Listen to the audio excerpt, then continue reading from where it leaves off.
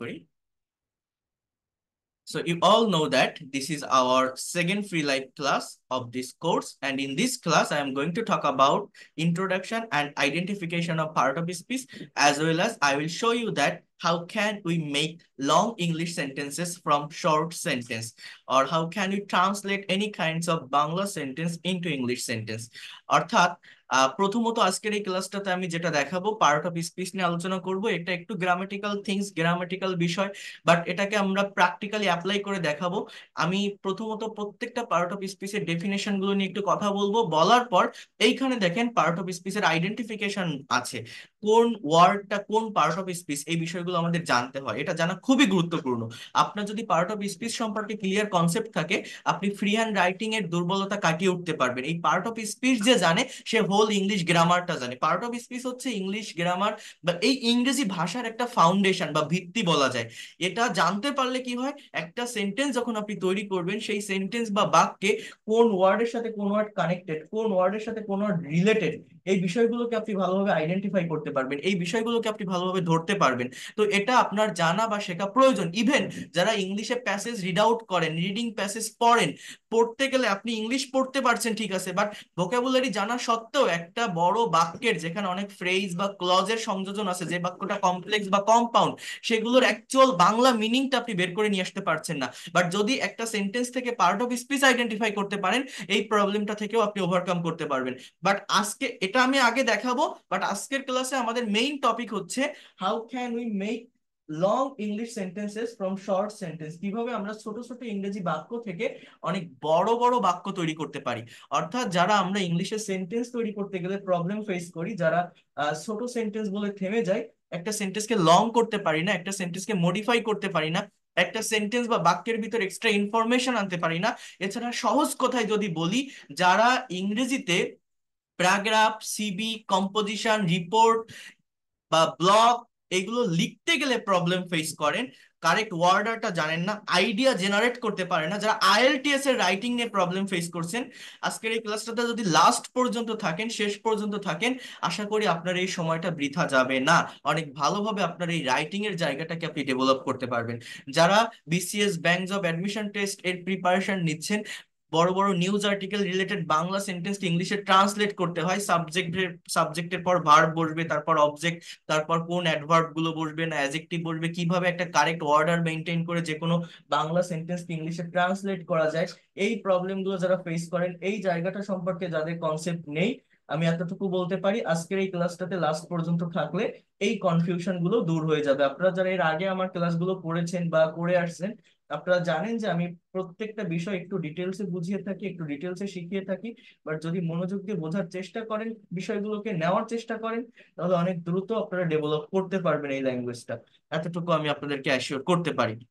তো আশা করি আমার কথাগুলো শুনতে পারছেন। আমি আরেকবার একটু চেক করে নেই যে সবগুলো এসে শোনা যাচ্ছে কিনা। আর আপনাদের কারো কোনো কোশ্চেন থাকলে, কোনো প্রশ্ন থাকলে আমি উত্তর দিব।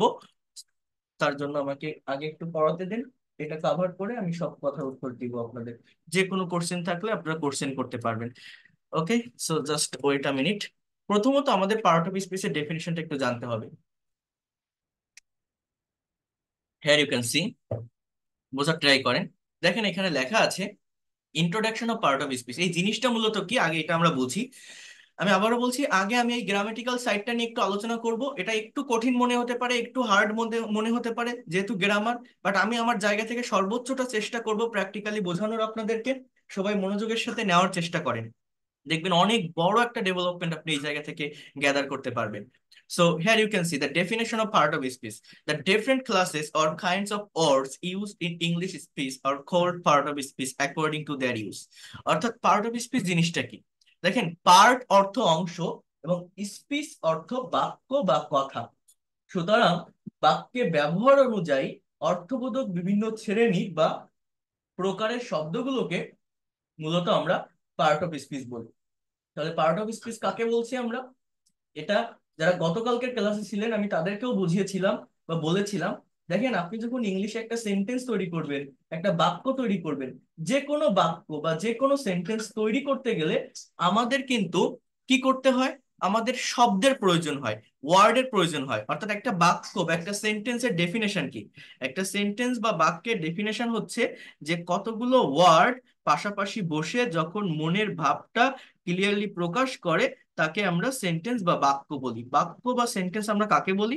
আবারও বলছি, কতগুলো ওয়ার্ড পাশাপাশি বসে যখন মনের ভাবটাকে ইন ডিটেলসে প্রকাশ করে তাকেই আমরা মূলত সেন্টেন্স বা বাক্য বলি। এখন দেখেন, প্রতিটা বাক্যে ব্যবহৃত প্রতিটা ওয়ার্ডের একটা পার্টিকুলার নাম আছে। প্রতিটা সেন্টেন্স, ইংলিশে প্রতিটা সেন্টেন্সের প্রতিটা ওয়ার্ডের একটা পার্টিকুলার নাম আছে, যে নামগুলো মূলত 8 প্রকার পার্ট অফ স্পিচ থেকে আসে। এই যে এই যে 8 প্রকার পার্ট অফ স্পিচ দেখছেন, noun, pronoun, adjective, verb, adverb, preposition, conjunction, interjection, এই ওয়ার্ডগুলো হচ্ছে আমাদের একটা ডেজিগনেশন। ডেজিগনেশন মানে কি? যেমন মনে করেন, we are all human being, আমরা প্রত্যেকে মানুষ, তাই না? বাট প্রত্যেকটা মানুষের একটা পদ পদবি থাকে না? যে এই লোকটা ডক্টর, এই লোকটা টিচার, এই লোকটা ফার্মার, এই লোকটা ইঞ্জিনিয়ার, এই লোকটা অফিসার। এরকম আমার কতগুলো লেটার পাশাপাশি বসে একটা শব্দের তৈরি হয়। একটা শব্দ বা ওয়ার্ড কিভাবে তৈরি হয়? একটা ওয়ার্ড তৈরি হয় কতগুলো লেটার পাশাপাশি বসে। এখন এই প্রতিটা ওয়ার্ডের একটা নাম আছে। প্রতিটা ওয়ার্ডের, প্রতিটা মানুষের যেমন একটা নাম আছে, প্রতিটা মানুষের যেমন একটা পদবি আছে, প্রত্যেকটা ওয়ার্ডের একটা নাম আছে। সেই নামগুলো এই 8 প্রকার পার্ট অফ স্পিচ থেকে আসবে। অর্থাৎ বিষয়টা কেমন, এইখানে যেমন একটা বাক্য দেওয়া আছে, great, Meena is the only brilliant girl with highest score in the class. এই যে সেন্টেন্সটা আপনারা দেখছেন, এই সেন্টেন্সের প্রত্যেকটা ওয়ার্ড একটা না একটা পার্ট অফ স্পিচ। যেমন এই গ্রেট শব্দটা একটা ইন্টারজেকশন, এই মিনা শব্দটা একটা নাউন, এই ইজ শব্দটা একটা ভার্ব, এই দা শব্দটা একটা অ্যাজেক্টিভ, এই অনলি শব্দটা একটা অ্যাডভার্ব, এই ব্রিলিয়ান্ট শব্দটা একটা অ্যাজেক্টিভ, এই গার্ল শব্দটা একটা নাউন, এই উইথ শব্দটা একটা অ্যাজেক্টিভ, এই এই সরি, উইথ শব্দটা একটা প্রেপোজিশন, হাইয়েস্ট শব্দটা একটা অ্যাডজেক্টিভ, স্কোর একটা নাউন, ইন একটা প্রেপোজিশন, দা একটা অ্যাডজেক্টিভ, ক্লাস একটা নাউন। এই যে প্রতিটা ওয়ার্ডের নাম বললাম না, এই নাম বলাটা আপনাকে শিখতে হবে। এই এই বিষয়টা যদি আপনি আইডেন্টিফাই করতে পারেন, আপনার ইংরেজি গ্রামার নিয়ে আর কোনো ধরনের প্রবলেম ফেস করতে হবে না। ইংলিশ ল্যাঙ্গুয়েজের ফাউন্ডেশন হচ্ছে এই পার্ট অফ স্পিচ। এই পার্ট অফ স্পিচ সম্পর্কে ক্লিয়ার কনসেপ্ট থাকা, ক্লিয়ার একটা ধারণা রাখা, এটা রাখতে পারলে দ্রুত এই ল্যাঙ্গুয়েজটাকে কাভার করা যায়। অর্থাৎ আমি কি বললাম, বিষয়টা বোঝেন, প্রতিটা সেন্টেন্সে ব্যবহৃত প্রতিটা ওয়ার্ডের একটা নাম থাকে। কি বলছি? এই যে গ্রেট যে শব্দটাকে আমি কি বলছি, এটা আমার একটা ইন্টারজেকশন, মিনা একটা নাউন, এই ইজ একটা ভার্ব। এইভাবে যে পার্ট অফ স্পিচ গুলোকে আমি আইডেন্টিফাই করছি, এই দাটাকে বলছি অ্যাডজেক্টিভ। আমরা অনেকে মনে করি যে এ এন্ড দি কে আর্টিকেল বলা হয়, বাট আর্টিকেল নামে কোনো ওয়ার্ড কিন্তু এই 8 প্রকার পার্ট অফ স্পিচের ভিতর নেই। As a part of speech, a and the এগুলো যদি কোনো বাক্যের ভিতর থাকে, সেটা অ্যাডজেক্টিভ। অ্যাডজেক্টিভ থেকেই এই আর্টিকেল বা ডিটারমিনার এগুলো বের হয়। ঠিক আছে? তো এটা মনে রাখবেন যে এরকম দা এর নিচে আন্ডারলাইন করে কেউ যদি বলে এটা কোন পার্ট অফ স্পিচ, আপনি কিন্তু বলতে পারবেন না আর্টিকেল, কারণ আর্টিকেল কোনো পার্ট অফ স্পিচের নাম না। As a part of speech এটা অ্যাডজেক্টিভ। তো প্রতিটা ওয়ার্ডেরই আমার নাম আছে। এখন এই যে নামগুলো আমি বলছি, এই নাম কি মুখস্থ করে বলতে হয়? না। আমার পার্ট অফ স্পিচ গুলো কিন্তু মুখস্থ রাখা যায় না, নির্দিষ্ট কোনো ওয়ার্ডের ভিত্তিতে সীমাবদ্ধ না। এটা সেন্টেন্সে তাদের অবস্থান এবং ডেফিনেশনের উপর নির্ভর করে আইডেন্টিফাই করতে হয় যে কোন ওয়ার্ড কোন পার্ট অফ স্পিচ। এবং দেখেন, এই পার্ট অফ স্পিচের সঠিক আইডেন্টিফিকেশনটা যদি আপনি না জানেন, এটা যদি আপনি না করতে পারেন, তাহলে আপনি কখনোই একটা সেন্টেন্সের অ্যাকচুয়াল বাংলা মিনিং বের করতে পারবেন না। ভোকাবুলারি জানা সত্ত্বেও একটা সেন্টেন্স বা বাক্যের অ্যাকচুয়াল অর্থটা কি হবে, অ্যাকচুয়াল মিনিংটা কি হবে, এটা আপনি বের করে নিয়ে আসতে পারবেন না। কেন পারবেন না জানেন? এই পার্ট অফ স্পিচে চেঞ্জ হয়, পরিবর্তন হয়। এই পরিবর্তনটা আমরা অনেকে বুঝতে পারি না। পরিবর্তন মানে কি? দেখেন, আমি এটা এটা গত ক্লাসেও আমি আপনাদেরকে দেখিয়েছিলাম বা বলেছিলাম। আমি একটা ব্ল্যাঙ্ক পেজে আসি। মনে করেন আমি এরকম একটা শব্দ লিখছি, টক। এই টক শব্দটা আমি যদি আপনাকে বলি, এই যে ওয়ার্ড, এই ওয়ার্ডটা টক মানে কি? কথা বলা। এখন আমি যদি বলি বলেন তো এটা কোন পার্ট অফ স্পিচ, আপনারা যে কেউ যারা মোটামুটি ইংরেজি চর্চা করেন, ইংরেজি শেখেন বা দেখেন, আপনি এক কথায় বলবেন যে এই শব্দটা হচ্ছে আমার একটা ভার্ব। রাইট? একটা ভার্ব।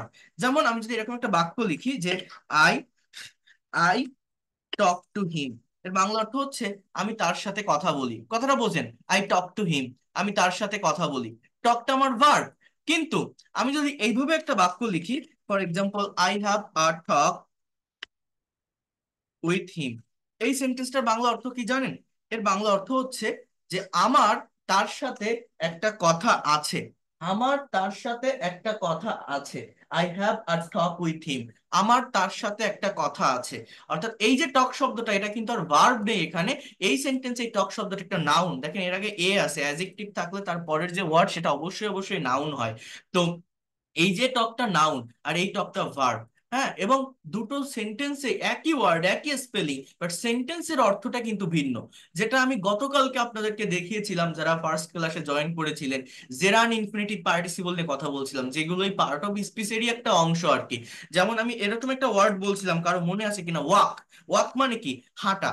এখন এই শব্দটা দিয়ে আমি যদি কয়েকটা সেন্টেন্স তৈরি করি, কথাটা একটু বোঝেন, আমরা সামনে আসতেছি, জাস্ট এটা নিয়ে খুব বেশি আলোচনা করব না, এটা শেষ হলেই আমি ওই জায়গাটাতে আসবো যে how can we make long English sentences from short sentence, বা ফ্রি হ্যান্ডে আপনারা কিভাবে প্যারাগ্রাফ, কিভাবে সিবি, কিভাবে রিপোর্ট, কিভাবে কনভারসেশন লিখবেন বা তৈরি করবেন, সেই বিষয়গুলো নিয়ে আমি কথা বলবো। বাট একটু আমাকে সময় দেন, একটা মিনিট একটু ওয়েট করেন। আমরা আগে এই জায়গাটা একটু কাভার করি, কারণ একটা জায়গা থেকে আরেকটা জায়গায় স্কিপ করে যাওয়া যায় না ওইভাবে। এই বিষয়গুলো যদি আপনি ক্লিয়ারলি বুঝতে পারেন, তাহলে ওই রাইটিং এর জায়গাটা বোঝা আপনার কাছে পানির মতো সহজ হয়ে যাবে, অনেক ইজি লাগবে, ইজিলি আপনি নিতে পারবেন সবকিছু। তো দেখেন, ওয়াক মানে হাঁটা। এখন আমি যদি এটা দিয়ে একটা সেন্টেন্স লিখি, ফর এক্সাম্পল, হি ইজ, এটা গত ক্লাসেই দেখিয়েছিলাম, আজকে খুব বেশি কথা বলবো না এটা নিয়ে। He is walking on the road. এই যে বাক্যটা আমি লিখলাম, এই যে বাক্যটা, এই বাক্যটায় এই ইজটা হচ্ছে অক্সিলারি ভার্ব, ওয়াকিংটা হচ্ছে মেইন ভার্ব বা principal verb. So he is walking, এটার বাংলা অর্থ কি? সে রাস্তায় হাঁটতেছে। He is walking on the road. কোন টেন্স? এটা present continuous tense, you know that. এবং এই ওয়াকিংটা কিন্তু ভার্ব, এটা মেইন ভার্ব এখানে। কিন্তু আমি যদি এইভাবে একটা সেন্টেন্স বলি, for example, walking is a good exercise. এই যে ওয়াকিংটা লিখলাম, এই ওয়াকিংটাকে বলা হয় জেরান্ড, মানে as a part of speech এটা একটা নাউন, সাবজেক্টের স্থানে বসছে, স্থির অবস্থা দেয়। এবং এটা কিন্তু কোনো কন্টিনিউয়াস টেন্স না, এখানে ইজটাই ভার্ব, ইজ ছাড়া আর কোনো ভার্ব নেই, বি ভার্বের একটা সেন্টেন্স। সো এটাকে বলা হয় present indefinite tense, not continuous, present indefinite tense. তাহলে he is walking on the road, এই ওয়াকিংটা ভার্ব। এবং এই বাক্যটার অর্থও কিন্তু ভিন্ন, যে সে রাস্তা দিয়ে হাঁটতেছে। বাট এই যে সেন্টেন্স আমি লিখলাম, এটা walking is a good exercise, অর্থাৎ হাঁটা একটা ভালো ব্যায়াম।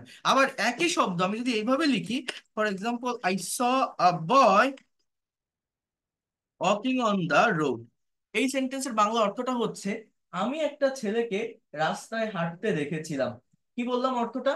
আমি একটা ছেলেকে রাস্তায় হাঁটতে দেখেছিলাম। I saw a boy walking on the road. এইখানে যে ওয়াকিংটা আছে, এই ওয়াকিংটা আমার মূলত ওই বয়কে মডিফাই করতেছে। ভার্ব, একটা ভার্ব আমার দেখা যাচ্ছে, ভার্বের সঙ্গে আইএনজি যুক্ত শব্দ, এটা চেহারা ভার্বের মতো হলেও আসলে এটা as a part of speech এটা কোনো ভার্ব না। এটাকে আমরা বলি non finite verb. Non finite verb, এবং পার্ট অফ স্পিচ হিসাবে এটা এখানে অ্যাডজেক্টিভের কাজ করে। অ্যাডজেক্টিভ কেন?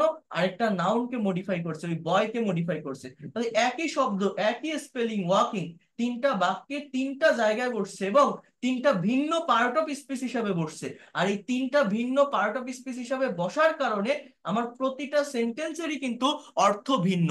তাহলে কি বলছি? He is walking on the road, সে রাস্তা দিয়ে হাঁটিতেছে। Walking is a good exercise, হাঁটা একটা ভালো ব্যায়াম। I saw a boy walking on the road, আমি একটা ছেলেকে হাঁটতে দেখেছিলাম রাস্তায়। তাহলে দেখছেন এই পার্ট অফ স্পিচ জানাটা কত গুরুত্বপূর্ণ।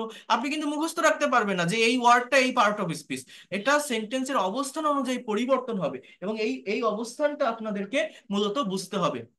অর্থাৎ আমি আপনাদের ক্লাস নিচ্ছি, আমি এখন আপনার টিচার। আমি যখন আমার ইউনিভার্সিটিতে ক্লাস করতাম, আমি তাদের স্টুডেন্ট। আমি যখন আমার বাবার সামনে গিয়ে দাঁড়াই, আমি তার ছেলে। এই যে আমি একটা মানুষ, বিভিন্ন পজিশনে গিয়ে চেঞ্জ হয়ে যাচ্ছি, এই পার্ট অফ স্পিচ গুলো কিন্তু চেঞ্জ হতে থাকে, অর্থাৎ পরিবর্তন হতে থাকে। তো এই পরিবর্তনটা আমাদের বুঝতে হবে, এই পরিবর্তনটা আমাদের আইডেন্টিফাই করতে হবে। সেটা আইডেন্টিফাই করতে পারলে সুবিধাটা কি, বেনিফিটটা কি? আপনি যারা ইংলিশে নিউজ পেপার রিড আউট করে থাকেন, ডেইলি স্টার, ডেইলি সান, দেখবেন একটা খবরের কাগজের বাক্যগুলো, সেন্টেন্স গুলো কিন্তু অনেক বড় হয়, অনেক কমপ্লেক্স বা কম্পাউন্ড সেন্টেন্স থাকে, এবং সেই জায়গাগুলোতে অনেক বেশি ফ্রেজ বা ক্লজের ব্যবহার হয়। আমরা প্যাসেজ রিড আউট করতে পারি, আমি অর্থ অনুবাদ বের করতে পারি না। অনুবাদ না করতে পারার মেইন রিজন কি? মেইন রিজন হয়তো আমরা বলতে পারি যে আমার ভোকাবুলারি সম্পর্কে কনসেপ্ট নেই। হয়তো একটা বাক্যের ভিতর 10টা ভোকাবুলারি আছে, সেখান থেকে 4টা আপনি জানেন না। আপনি ডিকশনারিতে সার্চ দিলে কিন্তু ভোকাবুলারি পেয়ে যাবেন, আপনার মোবাইলে ডিকশনারি আছে। কিন্তু ভোকাবুলারি জানলেই কি সম্পূর্ণ সেন্টেন্স বা বাক্যটার অ্যাকচুয়াল মিনিং আপনি বের করতে পারবেন, অ্যাকচুয়াল থট আপনি বুঝতে পারবেন? পারবেন না, যতক্ষণ না পর্যন্ত পার্ট অফ স্পিচ আইডেন্টিফাই করতে পারবেন। বাট বিশ্বাস করবেন কিনা জানি না, আপনি যদি বাংলা নাও জানেন, ভোকাবুলারি যদি নাও জানা থাকে, কিন্তু যদি আপনি ওয়ার্ডের সাথে ওয়ার্ডের কানেকশন বোঝেন, একটা বাক্য বা একটা সেন্টেন্সে কোন ওয়ার্ডের সাথে কোন ওয়ার্ড কানেক্টেড, এইটা যদি আপনি বুঝতে পারেন বা নিতে পারেন, তাহলে ভোকাবুলারি না জানলেও একটা সেন্টেন্স মূলত কি বোঝাতে চাচ্ছে, তাদের অ্যাকচুয়াল থটটা কি বা সেন্সটা কি, এটা আপনি বুঝতে পারবেন। এই পার্ট অফ স্পিচ এতটা ইম্পর্টেন্ট একটা পার্ট এই ভাষার, ইংরেজি ভাষার একটা ফাউন্ডেশন এটা। তো আমি প্রত্যেকটা পার্ট অফ স্পিচের ডিটেলস ক্লাস আমাদের পরবর্তীতে আসে, আজকে আমরা ডিটেলসে কথা বলবো না। আমি জাস্ট আইডেন্টিফিকেশনটা দেখাবো। তো তার আগে, অর্থাৎ আইডেন্টিফিকেশনের জায়গাটাতে যাওয়ার জন্য আমরা ডেফিনেশন গুলো একটু দেখবো। তো এই ডেফিনেশন দেখে আইডেন্টিফাই করে আমি প্র্যাকটিক্যাল ওই রাইটিং এর জায়গাটাতে আপনাদেরকে নিয়ে আসবো। তো সবাই মনোযোগ দিয়ে বোঝার চেষ্টা করেন এই জায়গাটা। দেখেন, প্রথমত আসি, পার্ট অফ স্পিচ আমাদের টোটাল 8 প্রকার, যেটা আমি অলরেডি বলেছি আপনাদের: noun, pronoun, adjective, verb, adverb, preposition, conjunction and interjection. এর ভিতর 1 নম্বরে যেটা থাকে সেটা হচ্ছে নাউন। নাউনটা কি? খুবই ইজি। যে ওয়ার্ড দ্বারা কোনো ব্যক্তি, বস্তু, প্রাণী, স্থান, গুণ, অবস্থা প্রভৃতির নাম বোঝায় তাকে নাউন বলে। You all know that noun is a naming word, অর্থাৎ any kinds of name can be noun. সেটা কোনো জায়গার নাম হতে পারে, কোনো বস্তুর নাম হতে পারে, কোনো প্রাণীর নাম হতে পারে, কোনো ব্যক্তির নাম হতে পারে, কোনো গুণের নাম হতে পারে। Rehana, Dhaka, girl, army, salt, Rahim, Karim, honesty, kindness, those are noun. এখন নাউন, পৃথিবীর যত ওয়ার্ড আছে সব ওয়ার্ডই নাউন, এক কথায় যদি আমি বলি। এখন আপনি বলতে পারেন সব যদি নাউন হয় তাহলে অন্য পার্ট অফ স্পিচ গুলো কিভাবে হবে? ওই যে বললাম, তাদের ডেফিনেশন এবং অবস্থানের উপর ডিপেন্ড করে। নাউনটা তখনই নাউন হবে যখন এটা সাবজেক্টের স্থানে থাকবে বা ভার্বের পর অবজেক্টের স্থানে থাকবে, তখনই আমরা এটাকে নাউন বলবো। বাট একটা নাউন একটা অ্যাডজেক্টিভের কাজও করতে পারে। যেমন আমি যদি এরকম একটা বাক্য লিখি, for example, this is a mango. এই ম্যাঙ্গো শব্দটা অ্যাজ এ ওয়ার্ড একটা noun, as a part of speech এখানে একটা নাউন। কিন্তু আমি যদি এরকম একটা সেন্টেন্স বলি, this is a mango tree, এই সেন্টেন্সটার বাংলা অর্থ হচ্ছে এটা একটা আম গাছ। এই সেন্টেন্সে কিন্তু এই ম্যাঙ্গোটার নাউন নেই, এই সেন্টেন্সে এই ম্যাঙ্গোটা হয়ে গেছে একটা অ্যাডজেক্টিভ, এই ট্রিকে মডিফাই করছে। সো একই ওয়ার্ড, আগের সেন্টেন্সে নাউন ছিল, পরের সেন্টেন্স হয়ে গেছে অ্যাডজেক্টিভ, কারণ এর পরে আরেকটা ওয়ার্ড আছে ট্রি। এই ট্রিকে মডিফাই করছে ম্যাঙ্গো শব্দটা, এটা একটা আম গাছ। কিসের গাছ? আম গাছ। তো নাউন বা প্রোনাউনকে যে ওয়ার্ড মডিফাই করে তাকে আমরা অ্যাডজেক্টিভ বলি। তো এইভাবে কিন্তু পার্ট অফ স্পিচের সবসময় চেঞ্জ হতে থাকে, পরিবর্তন হতে থাকে। এবং এই চেঞ্জিংটা, এই পরিবর্তনটা আপনাদেরকে মূলত ভালোভাবে বুঝতে হবে, ভালোভাবে জানতে হবে। তাহলেই আপনারা দ্রুত এই ল্যাঙ্গুয়েজটাকে, অ্যাটলিস্ট আমি এতটুকু অ্যাসিওর করতে পারি, আপনারা ডেভেলপ করতে পারবেন। এই পার্ট অফ স্পিচ সম্পর্কে কনসেপ্ট রাখাটা খুবই গুরুত্বপূর্ণ।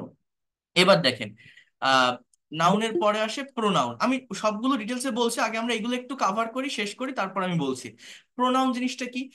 নাউন বা নাউন ইকুইভ্যালেন্টের পরিবর্তে যে সকল ওয়ার্ড ব্যবহৃত হয় তাকে প্রোনাউন বলে। A pronoun is a substituting word for noun or noun equivalent. I, we, you, he, she, they are the pronoun. অর্থাৎ এই জায়গাটাও যদি আমরা একটু ডিটেলসে বুঝি, এই প্রোনাউনটা মূলত নাউনের পরিবর্তে বসে। Pronoun is used instead of noun. মানেটা কি জানেন? দেখেন, ইংরেজি তো একটা ভাষা, তাই না? It's a language. তো এই ভাষাটা ইংরেজদের থেকে আসছে, ব্রিটিশদের থেকে আসছে, আমাদের প্র্যাকটিক্যালি বুঝতে হবে। এখন এই ব্রিটিশরা বা ইংরেজরা রিডান্ডেন্সি পছন্দ করেন। রিডান্ডেন্সি মানে কি জানেন? দ্বিরুক্তি, একটা শব্দের দুইবার উক্তি। যেমন আমি যদি এইভাবে একটা কথা বলি, সে গান গাইতে গাইতে ভাত খায়, he eats rice singing singing. হ্যাঁ, এরকম ইংলিশে বলা যায় না, পরপর দুটো সিঙ্গিং বলা যাবে না, একটা বলতে হবে। সে নাচতে নাচতে স্কুলে যায়, he goes to school dancing dancing, এটা বলা যায় না, he goes to school dancing, এরকম বলতে হয়। তো প্রতিটা সেন্টেন্সের শুরুতে নাউনের ব্যবহার, এটা ওয়ান কাইন্ডস অফ রিডান্ডেন্সির কাজ করে। এজন্য যখন একটা সার্টেন পার্সনকে নিয়ে কথা বলা হয়, প্রতিটা সেন্টেন্সের শুরুতে অলওয়েজ সেই পার্সনটাকে না বসিয়ে জাস্ট ফার্স্ট সেন্টেন্সে রেখে বাকিগুলোতে যদি তার পরিবর্তে প্রোনাউনের ব্যবহার করা হয়, ওই রিডান্ডেন্সির প্রবলেমটা দূর হয়। একটা সেন্টেন্স দেখতে, বলতে বা লিখতে সুন্দর লাগে। যেমন আমি যদি বলি Rahim is a good boy, Rahim reads in class 10, Rahim goes to school everyday, Rahim is a very brilliant student. এই যে প্রতিটা সেন্টেন্সের শুরুতে রহিম রহিম বলছি আমি, এটা ওয়ান কাইন্ডস অফ রিডান্ডেন্সি। হ্যাঁ, নামের ব্যবহার, সেই নামের পরিবর্তে যদি আমরা সর্বনামের ব্যবহার করতে পারি, অর্থাৎ প্রথমটাতে রহিম রেখে বাকিগুলো যদি বলি যে he reads in class 10, he goes to school every day, he is a very brilliant student, এইটা বললে একটা সেন্টেন্স দেখতে, বলতে বা লিখতে অনেক সুন্দর হয়। এজন্য আমরা এই প্রোনাউনের ব্যবহার করে থাকি। আর এই প্রোনাউনের অনেকগুলো ক্লাসিফিকেশন আছে: personal pronoun, demonstrative pronoun, interrogative pronoun, আপনার reciprocal pronoun, relative pronoun, reflexive pronoun. তো এই প্রোনাউন গুলো আমাদেরকে শিখতে হয়। ডিটেলসে যদি শেখা যায়, একটা সেন্টেন্সের সাবজেক্টের জায়গা এবং এক্সটেনশনের জায়গাটাকে কাভার করা যায়। তো সেটা আমি পরে দেখাবো, আমরা আরেকটু সামনে যাই, আমাদের মেইন যে জায়গাটা সেখানে আসতে হবে। তো এরপর দেখেন আসি অ্যাজেক্টিভ। এই অ্যাজেক্টিভ জিনিসটা কি, এর ডেফিনেশনটা যদি আমরা একটু দেখি, ট্রাই টু আন্ডারস্ট্যান্ড হিয়ার। যে ওয়ার্ড কোনো নাউন বা প্রোনাউনের দোষ, গুণ, অবস্থা, সংখ্যা, পরিমাণ ইত্যাদি প্রকাশ করে তাকে অ্যাজেক্টিভ বলা হয়। তাহলে অ্যাজেক্টিভটা কাকে বলে? যে ওয়ার্ড কোনো নাউন বা প্রোনাউনের দোষ গুণ, অর্থাৎ নাউন প্রোনাউনকে যে ওয়ার্ডটা ইন্ডিকেট করে। For example, this is a nice pen, এটা একটা সুন্দর কলম। ওই পেনটা আমার নাউন। এখন কলমটা কেমন? কলমটা সুন্দর। সো ওইটাকে আমরা বলছি অ্যাজেক্টিভ। এরপর দেখেন, she is a beautiful lady, সে একজন সুন্দরী মহিলা। লেডিকে মডিফাই করছে বিউটিফুল শব্দটা, সো এটা একটা অ্যাডজেক্টিভ। এগুলো আপনারা জানেন। এখন এই জায়গাটাতে মেইন বিষয়টা কি জানেন? মেইন বিষয়টা হচ্ছে আমাদের যে 8 প্রকার পার্ট অফ স্পিচ আছে ইংলিশ ল্যাঙ্গুয়েজে, এই 8 প্রকার পার্ট অফ স্পিচের ভিতর আমাদের মেইন পার্ট অফ স্পিচ বা জিস্ট কোনটা জানেন? এই নাউন, প্রোনাউন আর ভার্ব, অর্থাৎ কতটুকু না হলে একটা কমপ্লিট বাক্য তৈরি করা যায় না, সেটা হচ্ছে নাউন, প্রোনাউন আর ভার্ব। এই তিনটা ওয়ার্ড হচ্ছে main word, main part of speech. এই তিনটাকে স্কিপ করে একটা বাক্য তৈরি করতে পারবেন না। আর বাকি যে পার্ট অফ স্পিচ গুলো আছে, অর্থাৎ আমাদের এই adjective, adverb, preposition, conjunction, interjection, এই যেগুলো দেখছেন না, এগুলো সবই বাড়তি অংশ একটা সেন্টেন্সের। অর্থাৎ এগুলো একটা সেন্টেন্সকে মডিফাই করে, রং চং করে, বাড়িয়ে বলে, একটা সেন্টেন্সের ভিতর এক্সট্রা ইনফরমেশন যুক্ত করে। মানে বিষয়টা কেমন? যেমন মনে করেন, আমি এটাও আপনাদেরকে দেখিয়েছি এর আগেও। যেমন মনে করেন আমি যদি বলি যে Ruma is a girl, Ruma একটা মেয়ে। এখানে এখানে বা শি ইজ আ গার্ল, দেখেন এখানে আমার এই শিটা হচ্ছে প্রোনাউন, ইজটা হচ্ছে ভার্ব, গার্লটা হচ্ছে নাউন। এটা অ্যাজেক্টিভ। এই গার্লকে মডিফাই করছে, যে মেয়ে একটা মেয়ে, নাউনের সংখ্যা বোঝালে তাকে আমরা অ্যাজেক্টিভ বলি। বাট এই শি, ইজ এবং গার্ল, এই তিনটা ওয়ার্ডের একটা ওয়ার্ড যদি আপনি বাদ দেন, আপনার কি সেন্টেন্স থাকবে? শি বাদ দিলে কি কোনো কমপ্লিট সেন্টেন্স হবে? গার্ল বাদ দিলে কি সেন্টেন্স হবে? ইজ বাদ দিলে কি সেন্টেন্স হবে? হবে না। এই নাউন, প্রোনাউন আর ভার্ব হচ্ছে একটা সেন্টেন্সের মেইন পার্ট, একদম জিস্ট। এতটুকু না হলে বাক্য তৈরি করা যায় না। আর বাকি যে পার্ট অফ স্পিচ গুলো থাকে, যেটার কথা আমি অলরেডি আপনাদেরকে বলেছি, অর্থাৎ অ্যাডভার্ব বলেন, অ্যাডজেক্টিভ বলেন, প্রিপোজিশন বলেন, কনজাংশন বলেন, ইন্টারজেকশন বলেন, বাকি যত পার্ট অফ স্পিচ আছে, এগুলো হচ্ছে সবই আমার বাড়তি অংশ। অর্থাৎ এই নাউন, প্রোনাউন এবং ভার্বকে বাড়িয়ে বলে, মডিফাই করে, এক্সট্রা ইনফরমেশন অ্যাড করে। অর্থাৎ she is a girl, she is a beautiful girl, সে একজন সুন্দরী মেয়ে। আমার এই বিউটিফুল শব্দটা গার্লকে মডিফাই করে, সো এটা আমার অ্যাডজেক্টিভ। সে সুন্দরী মেয়ে, সে খুব সুন্দরী মেয়ে, she is a very beautiful girl. এখন এই যে ভিতরে এই ভেরি শব্দটা একটা অ্যাডভার্ব, অ্যাডজেক্টিভকে যে ওয়ার্ড মডিফাই করে তাকে অ্যাডভার্ব বলা হয়। তো এই যে এ, ভেরি এবং বিউটিফুল, এই যে তিনটা ওয়ার্ড আমি এখানে লিখলাম, এই তিনটা ওয়ার্ড যদি আপনি বাদও দেন, আপনার কিন্তু সেন্টেন্সের একটা অর্থ থাকবে, একটা মিনিং থাকবে। এরা যে মেজর কোনো রোল প্লে করতেছে এরকম না, বাট এদেরকে ইউজ করলে কি হচ্ছে? সেন্টেন্সটা সুন্দর হচ্ছে, একটা সেন্টেন্স বা বাক্যের ভিতর এক্সট্রা ইনফরমেশন আসছে, এতটুকুই, আর কিছু না। কিন্তু আপনি শি, ইজ বা গার্ল, এই তিনটা ওয়ার্ডের একটা বাদ দেন তো, দেখবেন সেন্টেন্সই থাকবে না। এই জিনিসটা মনে রাখবেন, একটা সেন্টেন্সের মেইন পার্ট বা জিস্ট হচ্ছে এই নাউন, প্রোনাউন আর ভার্ব। এই নাউন এবং প্রোনাউনকে মডিফাই করে অ্যাডজেক্টিভ আর এই প্রেপোজিশন, ভার্বকে মডিফাই করে অ্যাডভার্ব। কনজাংশন কি করে? আলাদা দুইটা ওয়ার্ড, সেন্টেন্স বা ক্লজকে কানেক্ট করে, জোড়া লাগায়, রিলেট করে। আর ইন্টারজেকশন এটা একদম বাইরের একটা পার্ট। সো মেইন পার্টটা নাউন, প্রোনাউন আর ভার্ব, এতটুকু আগে মনে রাখেন। এবার দেখেন আমাদের ভার্বটা কি। ভার্ব হলো এমন একটি শব্দ যা কিছু হওয়া, থাকা বা করা বোঝায়। Verb is a word that denotes being, having or doing something. Verb একটা সেন্টেন্সের অপরিহার্য অংশ, দ্য এসেনশিয়াল পার্ট। এজন্য ভার্বকে দ্য হার্টস অফ সেন্টেন্স বা সেন্টেন্সের প্রাণ বলা হয়। For example, he goes to school, সে স্কুলে যায়। উই প্লে ফুটবল, আমরা ফুটবল খেলি। He sat down under the tree to meet me, সে গাছের নিচে বসেছিল আমার সাথে দেখা করতে বা আমার সাথে দেখা করার জন্য। হ্যাঁ, দে গো টু মার্কেট, তারা বাজারে যায়। সো এই যে জায়গাগুলো, আপনারা একটা বিষয় মনে রাখবেন, প্রতিটা সেন্টেন্সে সাবজেক্টের পরেই মেইন ভার্ব বা প্রিন্সিপাল ভার্ব বা ফাইনাইট ভার্বটা বসে থাকে। আর সাবজেক্ট থেকে একটা বাক্যে একের অধিক ভার্বও বসতে পারে। সাবজেক্ট থেকে দূরে যদি কোনো ভার্ব আপনি দেখেন, মনে রাখবেন সেটা কোনো মেইন ভার্ব না। সেটা দেখে টেন্স আইডেন্টিফাই করা যায় না, সেটা নন ফাইনাইট ভার্ব। সেটা জেরান্ড, ইনফিনিটিভ বা পার্টিসিপল হতে পারে। যেমন এই যে মিট মানে দেখা করা বা সাক্ষাৎ করা, টু মিট দেখা করতে বা সাক্ষাৎ করতে। হ্যাঁ, টু প্লাস ভি অন, কোনো কিছু করতে, বলতে, লিখতে, চলতে, দিতে, নিতে আমার মূলত ব্যবহৃত হয়। এই বিষয়গুলো আমাদেরকে জানতে হবে। এই বিষয়গুলো আমাদেরকেই ভালোভাবে বুঝতে হবে, নেওয়ার চেষ্টা করতে হবে। কি নেওয়ার চেষ্টা করতে হবে? কোনটা ফাইনাইট ভার্ব, কোনটা নন ফাইনাইট ভার্ব, অর্থাৎ কোনটা কোন পার্ট অফ স্পিচ। বুঝলে কি হবে? সঠিকভাবে একটা সেন্টেন্সকে আমরা ট্রান্সলেশন করতে পারবো, ট্রান্সলেট করতে পারবো। আর এই ভার্বের কথাটা কি বলবো, এটা আমি গত ক্লাসেও বলছিলাম, যারা ভোকাবুলারিতে দুর্বল, মূলত ভার্বের ভোকাবুলারি শিখতে হয়। আর এই ভার্ব হচ্ছে একটা সেন্টেন্সের হার্ট। ভার্ব ছাড়া কখনোই কোনো বাক্য তৈরি করা যায় না ইংলিশে। ইটস নট পসিবল, সম্ভব নয়। এবং এই ভার্ব অনেক বড় একটা পার্ট। আমাদের যে 8 প্রকার পার্ট অফ স্পিচ আছে, সব থেকে ইম্পর্টেন্ট পার্ট হচ্ছে এই ভার্ব। এই ভার্বের উপর আমার ডিটেলস ক্লাস আছে, আমার ইউটিউব চ্যানেলেও দেখবেন আপলোড করা আছে। আপনারা যদি দেখেন ডিটেলসে, এটা আমাকে শিখতেই হবে। কারণ সাবজেক্ট আর ভার্বের কানেকশন যদি আমি বুঝতে না পারি, কখনো প্রপার ওয়েতে ইংলিশে একটা বাক্য তৈরি করতে পারবো না। দেখেন, 1 মিনিট আমি বলি, এই যে নামগুলো আমি বলবো, এই নামগুলো আপনারা হয়তো শুনছেন, বাট এদের প্র্যাকটিক্যাল ব্যবহার আমরা অনেকে জানি না। প্র্যাকটিক্যালি এই বিষয়গুলোকে আমরা ব্যবহার করতে পারি না, ইউজ করতে পারি না। তো সেটা কিভাবে করতে হয় আমি একটু বলি আপনাদেরকে। মনোযোগ দেন একটু, just try to understand here. একটু বোঝার চেষ্টা করেন, দেখার চেষ্টা করেন। দেখেন, ভার্ব প্রধানত 2 প্রকার। একটা হচ্ছে ফাইনাইট ভার্ব, একটা হচ্ছে নন ফাইনাইট ভার্ব। এই ফাইনাইট ভার্ব আবার 2 প্রকার। একটা হচ্ছে প্রিন্সিপাল ভার্ব, আর একটা হচ্ছে অক্সিলারি ভার্ব। এই নন ফাইনাইট ভার্ব 3 প্রকার। Gerund, infinitive, participle. পার্টিসিপল আবার 3 প্রকার, present participle, past participle, perfect participle. আবার এই যে প্রিন্সিপাল ভার্ব যে 2 প্রকার বললাম, অর্থাৎ finite, non finite, sorry, principal verb আবার 2 প্রকার। একটা হচ্ছে ট্রানজিটিভ ভার্ব, একটা হচ্ছে ইনট্রানজিটিভ ভার্ব। অক্সিলারি ভার্ব আবার 2 প্রকার, প্রাইমারি অক্সিলারি, মডাল অক্সিলারি। এই মডালের আবার আরেকটা প্রকার আছে, সেমি মডাল অক্সিলারি। এছাড়াও আরো কিছু ভার্ব আছে, যেমন কপিউলেটিভ বা linking verb, factitive verb, quasipassive verb, causative verb.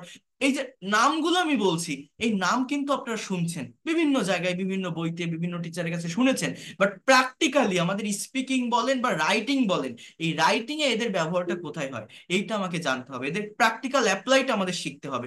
সেটা আমি আপনাদেরকে এই জায়গাটা থেকে শেখাবো বা দেখাবো। তো এরপর দেখেন, ভার্বের পরে কি আছে? ভার্বের পরে আছে অ্যাডভার্ব। অ্যাডভার্বটা হচ্ছে সব থেকে ইম্পর্টেন্ট পার্ট।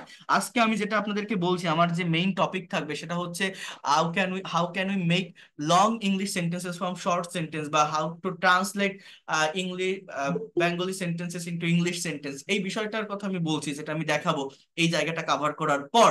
তো ওই জায়গাটায় কিন্তু কাজটা মূলত এই অ্যাডভার্বকে নিয়ে। এই অ্যাডভার্ব খুবই পাওয়ারফুল একটা পার্ট অফ স্পিচ। যে ওয়ার্ড সাধারণত নাউন, প্রোনাউন এবং ইন্টারজেকশন ব্যতীত যে কোনো পার্ট অফ স্পিচ, ফ্রেজ বা সেন্টেন্সকে মডিফাই করে, তাকে অ্যাডভার্ব বলে। Ad plus verb equal to adverb. অ্যাডভার্বের প্রধান কাজ হচ্ছে ভার্বকে মডিফাই করা বা বিশেষায়িত করা। এক কথায় ভার্বকে বাড়িয়ে কিছু বলাটাই হচ্ছে মূলত অ্যাডভার্ব। অর্থাৎ এই অ্যাডভার্ব জিনিসটা কি জানেন? দেখেন, আমাকে একটু বুঝতে হবে। অ্যাডভার্ব মানে অ্যাড প্লাস ভার্ব, মানে ভার্ব সম্পর্কে অতিরিক্ত তথ্য দেওয়া, অতিরিক্ত ইনফরমেশন দেওয়া। বাট এটাকে আপনার ওই অ্যাজেক্টিভের সঙ্গে কম্পেয়ার করতে হবে। অ্যাজেক্টিভ জিনিসটা কি? অ্যাজেক্টিভ হচ্ছে এমন কোন ওয়ার্ড যা নাউন প্রোনাউনকে মডিফাই করে, নাউন প্রোনাউনকে ইন্ডিকেট করে। নাউন প্রোনাউন কোথায় বসে? একটা সেন্টেন্সের শুরুতে বসে, সাবজেক্টের স্থানে বা ভার্বের পরে, এক্সটেনশনে আমার বসতে পারে। ওই নাউন প্রোনাউনকে কেন্দ্র করে যে ওয়ার্ডটা বসে, সেটাকে বলা হয় অ্যাজেক্টিভ। এগুলো কিন্তু সেন্টেন্সের ওয়ার্ডার বা ফাংশন। আর এই যে অ্যাডভার্ব, এটা হচ্ছে এটার বিপরীত। অর্থাৎ অ্যাডভার্ব কখনোই নাউন প্রোনাউনকে মডিফাই করে না। অ্যাডভার্ব মেইনলি মডিফাই করে একটা সেন্টেন্স বা বাক্যের ভার্বকে, ভার্ব সম্পর্কে বাড়িয়ে বলে, ভার্ব সম্পর্কে অতিরিক্ত তথ্য দেয় বা ইনফরমেশন দেয় হচ্ছে আমাদের এই অ্যাডভার্ব। এখন এটা ছাড়াও একটা অ্যাডভার্ব একটা অ্যাডজেক্টিভকে মডিফাই করতে পারে, নিজেকে নিজে মডিফাই করতে পারে, প্রেপোজিশনকে মডিফাই করতে পারে, হোল সেন্টেন্সকে মডিফাই করতে পারে। যেমন দেখেন, Sushma is a sorry panther can run fast. Panther মানে চিতাবাঘ, ক্যান একটা মডাল ভার্ব, রানটা হচ্ছে মেইন ভার্ব, অর্থাৎ চিতাবাঘ দৌড়াতে পারে। দৌড়াতে পারে, এবার সে দৌড়াতে পারে, কেমন দৌড়ায়, তার দৌড়ানোর ধরনটা কেমন, fast. Panther can run fast, সে দ্রুত দৌড়ায়। দৌড়ায়, দ্রুত দৌড়ায়, অর্থাৎ দৌড়ানো কথাটাকে মডিফাই করছে ফাস্ট শব্দটা দিয়ে। সো এইটাকে বলা হয় মূলত অ্যাডভার্ব, এটাকে বলে adverb of manner. Sushma is a very beautiful girl. Sushma, এটা আমার সাবজেক্ট, একটা নাউন। গার্ল, এটাও আমার একটা নাউন। বিউটিফুল শব্দটা কি, অ্যাডজেক্টিভ, যেহেতু গার্লকে মডিফাই করছে, যে সুষমা মেয়ে, সুন্দরী মেয়ে। এবার সে সুন্দরী, সে খুব সুন্দরী মেয়ে। সুন্দরী, খুব সুন্দরী, বিউটিফুল, ভেরি বিউটিফুল। অর্থাৎ এই ভেরি শব্দটা এই বিউটিফুল কে মডিফাই করছে। সো এটাকে বলা হয় adverb. The fan is moving exactly over our head. Our head, over এই শব্দটা একটা প্রেপোজিশন। ফ্যানটা আমাদের মাথার উপর দিয়ে ঘুরছে, একদমই মাথার উপর দিয়ে ঘুরছে, ঠিক আমাদের মাথার উপর দিয়ে ঘুরছে, এক্স্যাক্টলি ওভার আওয়ার হেড। সেই এক্স্যাক্টলি কথাটাকে বলা হয় মূলত এখানে অ্যাডভার্ব, যেটা একটা প্রেপোজিশনকে মডিফাই করছে। সেটা মনে রাখবেন, অ্যাডভার্ব কখনো নাউন প্রোনাউনকে নিয়ে কাজ করে না, এটা মূলত ভার্বকে নিয়ে কাজ করে, ভার্বকে বাড়িয়ে বলে। বাট একটা অ্যাডভার্ব অ্যাডজেক্টিভ বা একটা প্রেপোজিশনকেও মডিফাই করতে পারে। এরপর দেখেন প্রেপোজিশন। এই প্রেপোজিশনের উপর ডিটেলস ক্লাস আছে আমাদের এই ফ্রি ক্লাসের ভিতরে। 7 অথবা 8 ফ্রি লাইভ ক্লাসে এই প্রেপোজিশনের উপর অনেকগুলো ক্লাস আছে, যেগুলো আপনারা পাবেন, যেগুলো আপনারা করতে পারবেন ধারাবাহিকতা মেনটেন করে বা রেগুলার ওয়েতে। জাস্ট একটা মিনিট, একটু সময় দেন। ধারাবাহিকতা মেনটেন করে আপনারা এটা করতে পারবেন। তো যে কথাটা আমি আপনাদেরকে বলবো বা বলতে চাচ্ছি, আর অবস্থা, ওইটা মিনিট। তো যে কথাটা আমি আপনাদেরকে বলবো, আগে আমরা এখানে একটু ডেফিনেশনটাকে বুঝি। সেটা হচ্ছে, প্রে শব্দের অর্থ পূর্বে এবং পজিশন শব্দের অর্থ অবস্থান। যে সকল শব্দ নাউন বা প্রোনাউনের পূর্বে বসে তাকে প্রেপোজিশন বলে। আমি আবারও বলছি, মূলত অ্যাডজেক্টিভ এবং এই প্রেপোজিশন, এই দুইটা নাউন বা প্রোনাউনের জন্য বসে থাকে। প্রেপোজিশন একটি সেন্টেন্স বা বাক্যের অলংকার। অলংকার যেমন একজন মানুষের সৌন্দর্য বাড়িয়ে দেয়, তেমনি প্রেপোজিশন ব্যবহারের মাধ্যমে বাক্যের সৌন্দর্য বেড়ে যায়। অর্থাৎ প্রেপোজিশন ব্যবহার করলে একটা সেন্টেন্সের সৌন্দর্য বাড়ে। কেমন সেটা? মনে করেন, একটা মেয়েকে আপনি যদি হাতে চুড়ি, কানের দুল, নাকের নোলক, অর্থাৎ সিনেমার নায়িকাদের সাজায় না, সাজালে দেখতে যেমন সুন্দর লাগে, বা নতুন বউকে সাজায় না যে বিয়ে করতে যাচ্ছে, সাজালে দেখতে যেমন সুন্দর লাগে, একটা সেন্টেন্স বা একটা বাক্যে আপনি যদি প্রেপোজিশনের ব্যবহার করেন, তাহলে একটা সেন্টেন্স বা একটা বাক্যের সৌন্দর্য বেড়ে যায়। প্রেপোজিশন একটা সেন্টেন্স বা বাক্যকে ডেকোরেট করে, অলংকৃত করে, সাজসজ্জিত করে। একটা সেন্টেন্স বা একটা বাক্যকে প্রেপোজিশন গর্জিয়াস করে তোলে। ঠিক আছে? অর্থাৎ আমার এটা যে মেইন কোনো পার্ট এরকম না, কিন্তু অর্নামেন্ট হিসাবে কাজ করে, অলংকার হিসাবে কাজ করে। এটা বসালে একটা তার একটা ওয়ার্ডের সৌন্দর্যটা বৃদ্ধি পায়, দেখা যায়। Put the box on the table, I live with my family, he lives in America. সেই অন, উইথ, ইন এগুলো প্রেপোজিশন। আর আমি আবারও বলছি, এর উপর ডিটেলস ক্লাস আছে। যারা বাক্যে সঠিকভাবে প্রেপোজিশনের ব্যবহার জানেন না, তারা ওই ক্লাসটাতে অ্যাটেন্ড করবেন, আমি ডিটেলসে বুঝিয়ে দিব। পুরো 1.5 ঘন্টার একটা লং টাইম লাইভ ক্লাস। এরপর conjunction.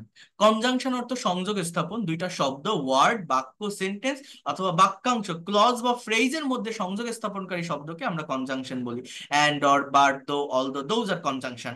They are cheerful but broad minded, she is happy but frustrated, I will go if you come. অর্থাৎ এগুলো মূলত কি করে, আলাদা দুইটা সেন্টেন্স, ওয়ার্ড বা ক্লজকে কানেক্ট করে, জোড়া লাগায়, রিলেট করে। এগুলো মূলত রাইটিং এর জন্য বেশি প্রয়োজন হয় বা দরকার হয়। তো আমরা যখন রাইটিং এর উপর ক্লাস করব বা দেখব, তখন আমরা এগুলো নিয়ে কথা বলবো, বা আমি আপনাদেরকে এগুলো সম্পর্কে ভালো একটা কনসেপ্ট বা ধারণা দেওয়ার চেষ্টা করব, বিশেষ করে কনজাংশন নিয়ে।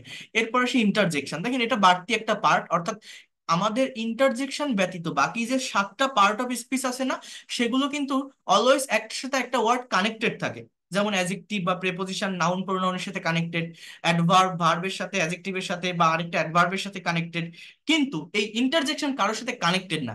এখানে জাস্ট একটা এক্সক্লামেশন সিম্বল থাকে, এটা দেখলেই চেনা যায়, এই জন্য এটা অতটা প্রয়োজন হয় না। তো তারপরে আমরা ডেফিনেশনটা যদি একটু দেখি, আবেগ অনুভূতি ছাড়া মানুষ বাঁচতে পারে না।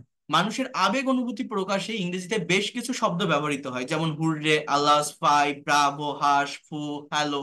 এই শব্দগুলো মূলত মানুষের তাৎক্ষণিক আবেগ অনুভূতি বা উচ্ছ্বাস প্রকাশ করে, যা ইন্টারজেকশন বা আবেগসূচক অব্যয় নামে পরিচিত। যেমন alas, he is no more, হাই, সে আর নেই। Fie or phew, you are so bad. হ্যাঁ, সি, তুমি এত খারাপ। হ্যাঁ, bravo, you are doing well, সাবাস, তোমরা খুব ভালো করছো। কি বলছে? Bravo, you are doing well. হ্যাঁ, হাস, সামন ইজ কামিং, চুপ করো, কেউ একজন আসছে। তো যাই হোক, এগুলো দেখলেই চেনা যায়, এগুলোকে আমরা মূলত ইন্টারজেকশন বলে থাকি। এখন আমি এটা নিয়ে কথা বলবো না, আমি আপনাদেরকে মেইনলি যে জিনিসটা দেখাতে চাচ্ছি সেটা হচ্ছে পার্ট অফ স্পিচের আইডেন্টিফিকেশনটা, যেটা আমাদের বিভিন্ন ধরনের bank job, BCS, admission test বা বিভিন্ন কম্পিটিটিভ এক্সামে এই জায়গাটা থেকে কিন্তু আমাদের কোশ্চেন আসে। কোন জায়গাটা, কোন জায়গাটার কথা বলছি? পার্ট অফ স্পিচের আইডেন্টিফিকেশনের জায়গাটা।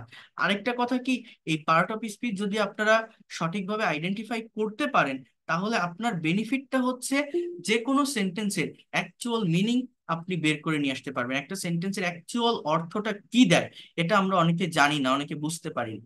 তো একটু যদি এখানে দেখেন, এটা কাভার করে জাস্ট 5 থেকে 7 মিনিট টাইম লাগবে, একটু ওয়েট করেন, এটা কাভার করে আমি ওই রাইটিং এর ভিতর আসবো। আমি আপনাদেরকে দেখাবো যে কিভাবে যে কোনো শর্ট ইংলিশ সেন্টেন্সকে লং ইংলিশ সেন্টেন্সে পরিণত করা যায়। এছাড়া আমি আরেকটা বিষয় আপনাদেরকে দেখাবো, সেটা হচ্ছে কিভাবে যখন আমরা একটা বাক্য তৈরি করব বা যখন একটা বাক্য আমরা ইংলিশে লিখবো, লেখার পরে সেই বাক্যগুলোর কারেক্ট ওয়ার্ডারটা কি হবে, অর্থাৎ আমরা কোন ধরনের ওয়ার্ডগুলোকে আগে বসাবো, অর্থাৎ time related, place related, manner related, reason related. হ্যাঁ, কোন ধরনের ওয়ার্ডগুলোকে আগে বসাবো, কোনগুলো পরে বসাবো, বা যে কোনো একটা বাংলা সেন্টেন্সকে কিভাবে ইংলিশে ট্রান্সফার করা যায়, কনভার্ট করা যায় ইনস্ট্যান্টলি।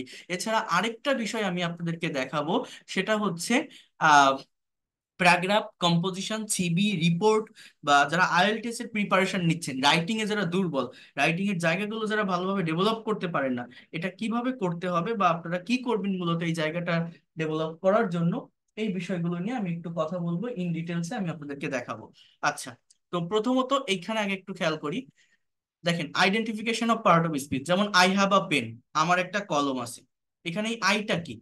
আইটা হচ্ছে আমার একটা pronoun, subject. So as a part of speech এটা একটা প্রোনাউন।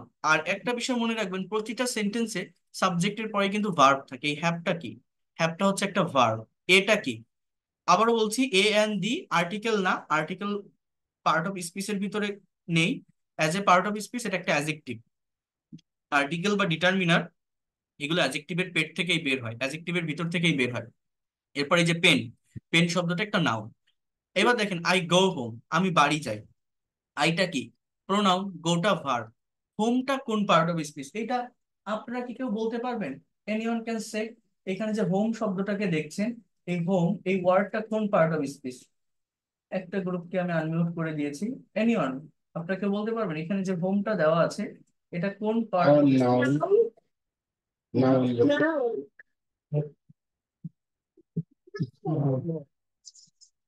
noun, দেখেন, noun. এই ভুলের কারণে আমরা এই ভাষাটাকে সঠিকভাবে শিখতে পারি না। এইখান থেকে কেউ বলতে পারবেন এই হোমটা কোন part of speech? Anyone can say? এখানে যারা আছেন, হোমটা কোন part of speech? Noun, noun, noun. Noun होता है noun. একজনের কাছ থেকে আমি একটা উত্তর পেয়েছি, একজন বলছে adverb. Thank you so much. দেখেন, এই হোম শব্দটা একটা অ্যাডভার্ব। অ্যাজ এ ওয়ার্ড এটা একটা নাউন। অ্যাজ এ ওয়ার্ড, শব্দ হিসাবে এটা কি? এটা একটা নাউন। আমি এটাকে বলবো না যে এটা নাউন না, এটা একটা নাউন। কিন্তু দেখেন, এই সেন্টেন্সে এটা অ্যাডভার্ব। অ্যাডভার্ব কেন জানেন? আমি বাড়ি যাই, কোথায় যাই, হোয়ার, বাড়ি। অর্থাৎ কোন সেন্টেন্সের ভার্বকে কোথায়, কখন, কিভাবে, কেন, কতটুকু, এই ওয়ার্ড গুলো দ্বারা প্রশ্ন করলে অ্যাডভার্ব পাওয়া যায়, তাকে অ্যাডভার্ব বলে। এই হোম শব্দটা অ্যাডভার্ব, এটাকে বলে অ্যাডভার্ব অফ প্লেস। ঠিক আছে। আবার দেখেন 3 নম্বর বাক্যে, আই গো টু হাউস, এইখানে এই হাউসটা আমার আবার অ্যাডভার্ব না, এটা আবার নাউন। কারণ কি জানেন? দেখেন, এর আগে একটা টু আছে, প্রেপোজিশন আছে। প্রেপোজিশন অলওয়েজ নাউন বা প্রোনাউনের পূর্বে বসে। তো যেহেতু এখানে প্রেপোজিশন আছে, প্রেপোজিশনের পরের ওয়ার্ডটা এটা একটা নাউন। একসাথে আমি যদি বলি টু হাউসটা কি, এই দুইটা ওয়ার্ডকে একসঙ্গে বলা যায় যে adverbial phrase, adverb of place. কিন্তু আলাদাভাবে বললে টুটা একটা প্রেপোজিশন, হাউসটা একটা নাউন। কিন্তু এইখানে এই হোমটা কোনোভাবেই নাউন না, এটা অ্যাডভার্ব। এখন এই গো এর পরে হোমের আগে টু নেই, বাট হাউসের আগে টু আছে। এটার কারণ কি, এটার রিজন কি, কেউ বলতে পারে? দেখেন, এই জায়গাটা, এই যে কোশ্চেন গুলো দেখছেন এখানে, এগুলো সব বিসিএস এর কোশ্চেন। সেটা আমি এখানে আপনাদের সামনে উপস্থাপন করেছি। আইডেন্টিফিকেশন অফ পার্ট অফ স্পিচের জায়গাটা থেকে। তো এই জায়গাটা আমি যদি আপনাদেরকে একটু ডিটেলসে বলি, একটু বুঝিয়ে বলি, তাহলে বিষয়টা যেটা দাঁড়াচ্ছে, ভালোভাবে মনোযোগ দিয়ে বোঝার চেষ্টা করেন, আমার কথাগুলোকে নেওয়ার চেষ্টা করেন। এইখানে যে বিষয়টা মূলত দাঁড়াচ্ছে সেটা হচ্ছে, পৃথিবীতে চারটা শব্দ আছে। সেটা হচ্ছে হোম, হিয়ার, দেয়ার এবং অ্যাব্রোড। কি কি বললাম? এই যে হোম, হিয়ার, দেয়ার এবং অ্যাব্রোড, এই যে চারটা শব্দ, এই চারটা শব্দের আগে এবং গো এর পরে কখনো টু প্রেপোজিশন বসে না। এগুলো অলওয়েজ অ্যাডভার্ব। আবারও বলছি, হোম, হেয়ার, দেয়ার এবং অ্যাব্রোড। মানে কি জানেন? আমাদের নিয়ম হচ্ছে যে কোনো দিকে যাওয়া বোঝাতে টু প্রেপোজিশনটা বসে।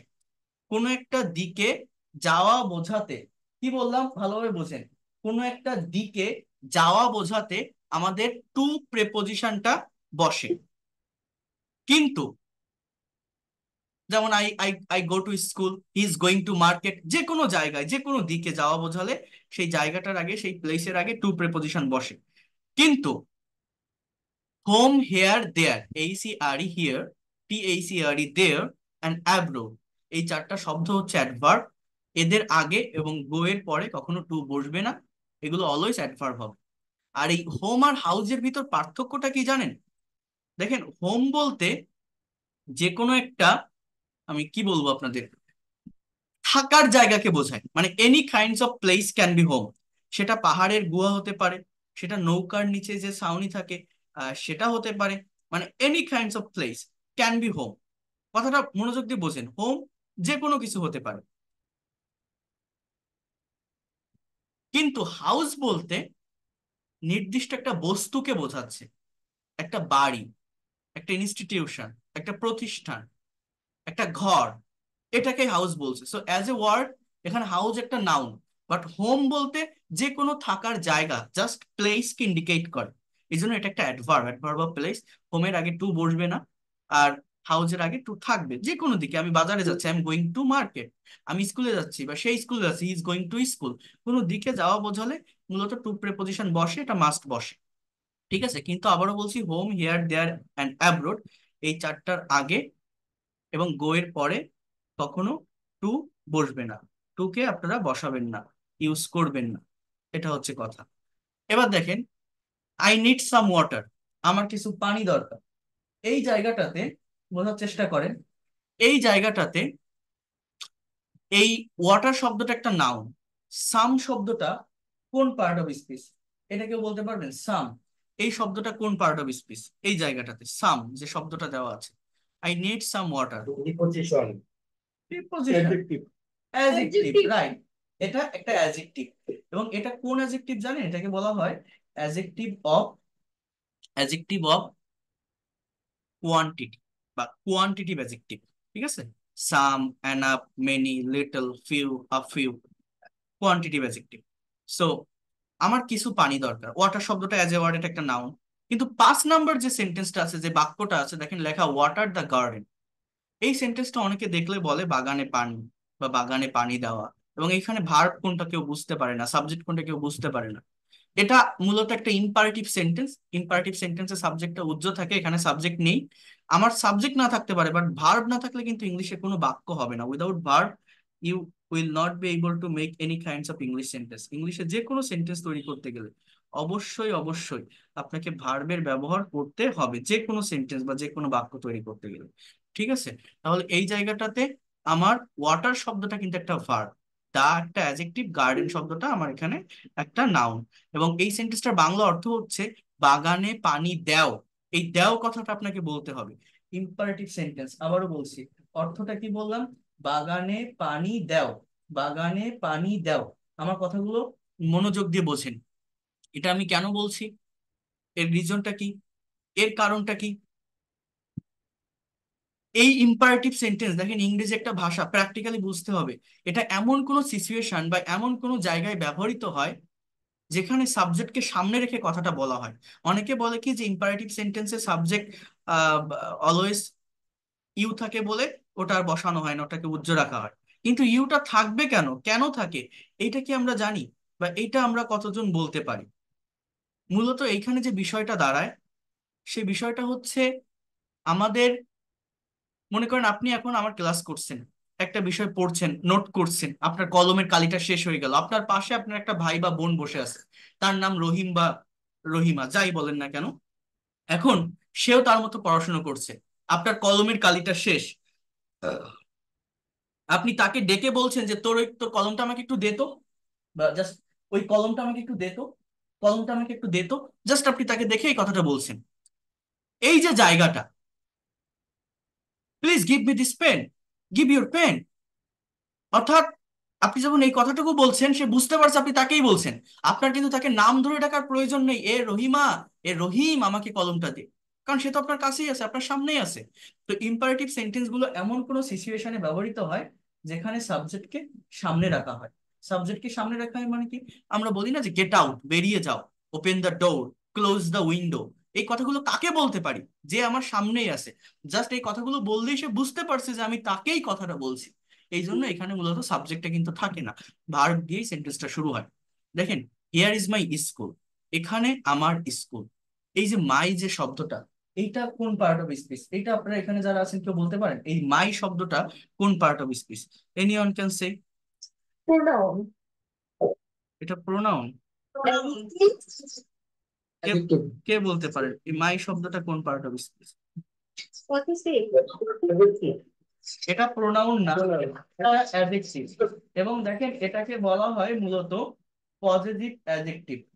এই মাই যে শব্দটা আপনারা দেখছেন এটা প্রোনাউন না, এটা অ্যাডজেক্টিভ, এবং এটাকে বলা হয়, আবারও বলছি, মনোযোগ দিয়ে বোঝেন, এটাকে বলা হয় পজেসিভ অ্যাডজেক্টিভ। পজেসিভ অ্যাডজেক্টিভ অর্থাৎ প্রোনাউন কাকে বলে আমাদেরকে ডেফিনেশনটা বুঝতে হবে। মাই, আওয়ার, দেয়ার, ইওর, এই যে ওয়ার্ড গুলো, এই ওয়ার্ড গুলো সবসময় আরেকটা নাউনকে মডিফাই করে। তো যে ওয়ার্ড আরেকটা নাউনকে মডিফাই করে, যে ওয়ার্ড আরেকটা নাউনকে ইন্ডিকেট করে, আইডেন্টিফাই করে, সেটা কখনোই, সেটা কখনোই আমার কি হতে পারে না, সেটা কখনোই প্রোনাউন হতে পারে না। প্রোনাউন নাউনের পরিবর্তে বসে, pronoun is used instead of noun, অর্থাৎ প্রোনাউন যদি হয় সেটা সেন্টেন্সের শুরুতে থাকতে পারে, সাবজেক্টের স্থানে, অথবা ভার্বের পরে থাকতে পারে। কিন্তু এই মাই, আওয়ার, ইওর, দেয়ার, এগুলো সেন্টেন্সের মাঝামাঝি জায়গায় থাকে, এবং এদের পরে অবশ্যই অবশ্যই একটা করে নাউন থাকে। তো যদি এদের পরে একটা করে নাউন থাকে সেটা কিভাবে প্রোনাউন হয়? প্রোনাউন হবে না।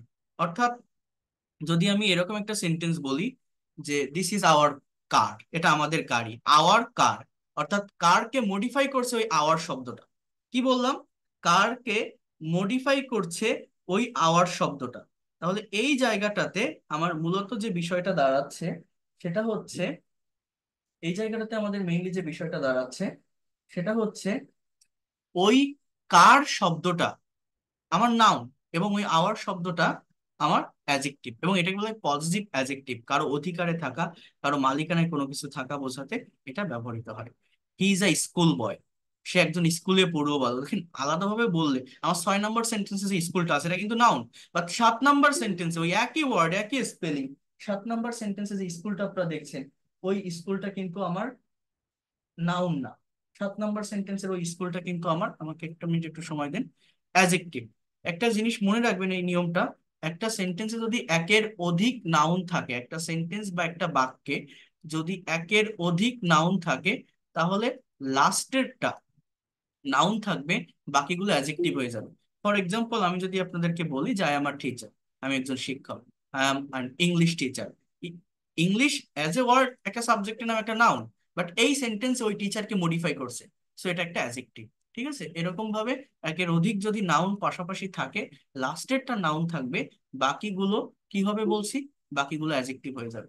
এরপর দেখেন, আই টক টু হিম, আমি তার সাথে কথা বলি, এটা তো আমি অলরেডি দেখিয়েছি আপনাদের। আই টক টু হিম, আমি তার সাথে কথা বলি। আরেকটা সেন্টেন্স এখানে দেওয়া আছে, এই টকটা এখানে ভার্ব, বাট এখানে আরেকটা সেন্টেন্স আছে দেখেন, I have a talk with him, অর্থাৎ আমার তার সাথে একটা কথা আছে। I have a talk with him, আমার তার সাথে একটা কথা আছে। তো এই জায়গাটাতে এই হ্যাভটা মেইন ভার্ব এবং টকটা একটা নাউন। 8 নম্বর সেন্টেন্সে যে টকটা হচ্ছে ভার্ব, 9 নম্বর সেন্টেন্সে একই ওয়ার্ড, সেটা হয়ে গেছে নাউন। এইভাবে কিন্তু পার্ট অফ স্পিচে চেঞ্জ হয়। হ্যাঁ, I watched a show last night, আমি গত রাতে একটা শো দেখেছিলাম। ওয়াচ শব্দটা ভার্ব, শো শব্দটা জাস্ট একটা শো, টিভি শো বা সিনেমা, যে কোনো কিছু হতে পারে, এটা আমার একটা নাউন। কিন্তু লাস্ট নাইট শব্দটা কোন পার্ট অফ স্পিচ? কখন দেখেছিলাম? গত রাত। সেটা কিন্তু একটা অ্যাডভার্ব, এটাকে বলে অ্যাডভার্ব অফ টাইম। আবার দেখেন same word, show me your ID card, Bangla অর্থটা হচ্ছে তোমার আইডি কার্ডটি আমাকে দেখাও। এই শোটা কিন্তু একটা ভার্ব। শো মানে কি দেখানো, মি এটা একটা প্রোনাউন, অর্থাৎ পার্সোনাল প্রোনাউনের অবজেক্টিভ ফর্ম। ইওর, এই ইওর কথাটা কিন্তু প্রোনাউন না, এটা কিন্তু আমার অ্যাডজেক্টিভ, পজিটিভ অ্যাডজেক্টিভ। ওই আইডি কার্ডকে মডিফাই করছে, তোমার আইডি কার্ড।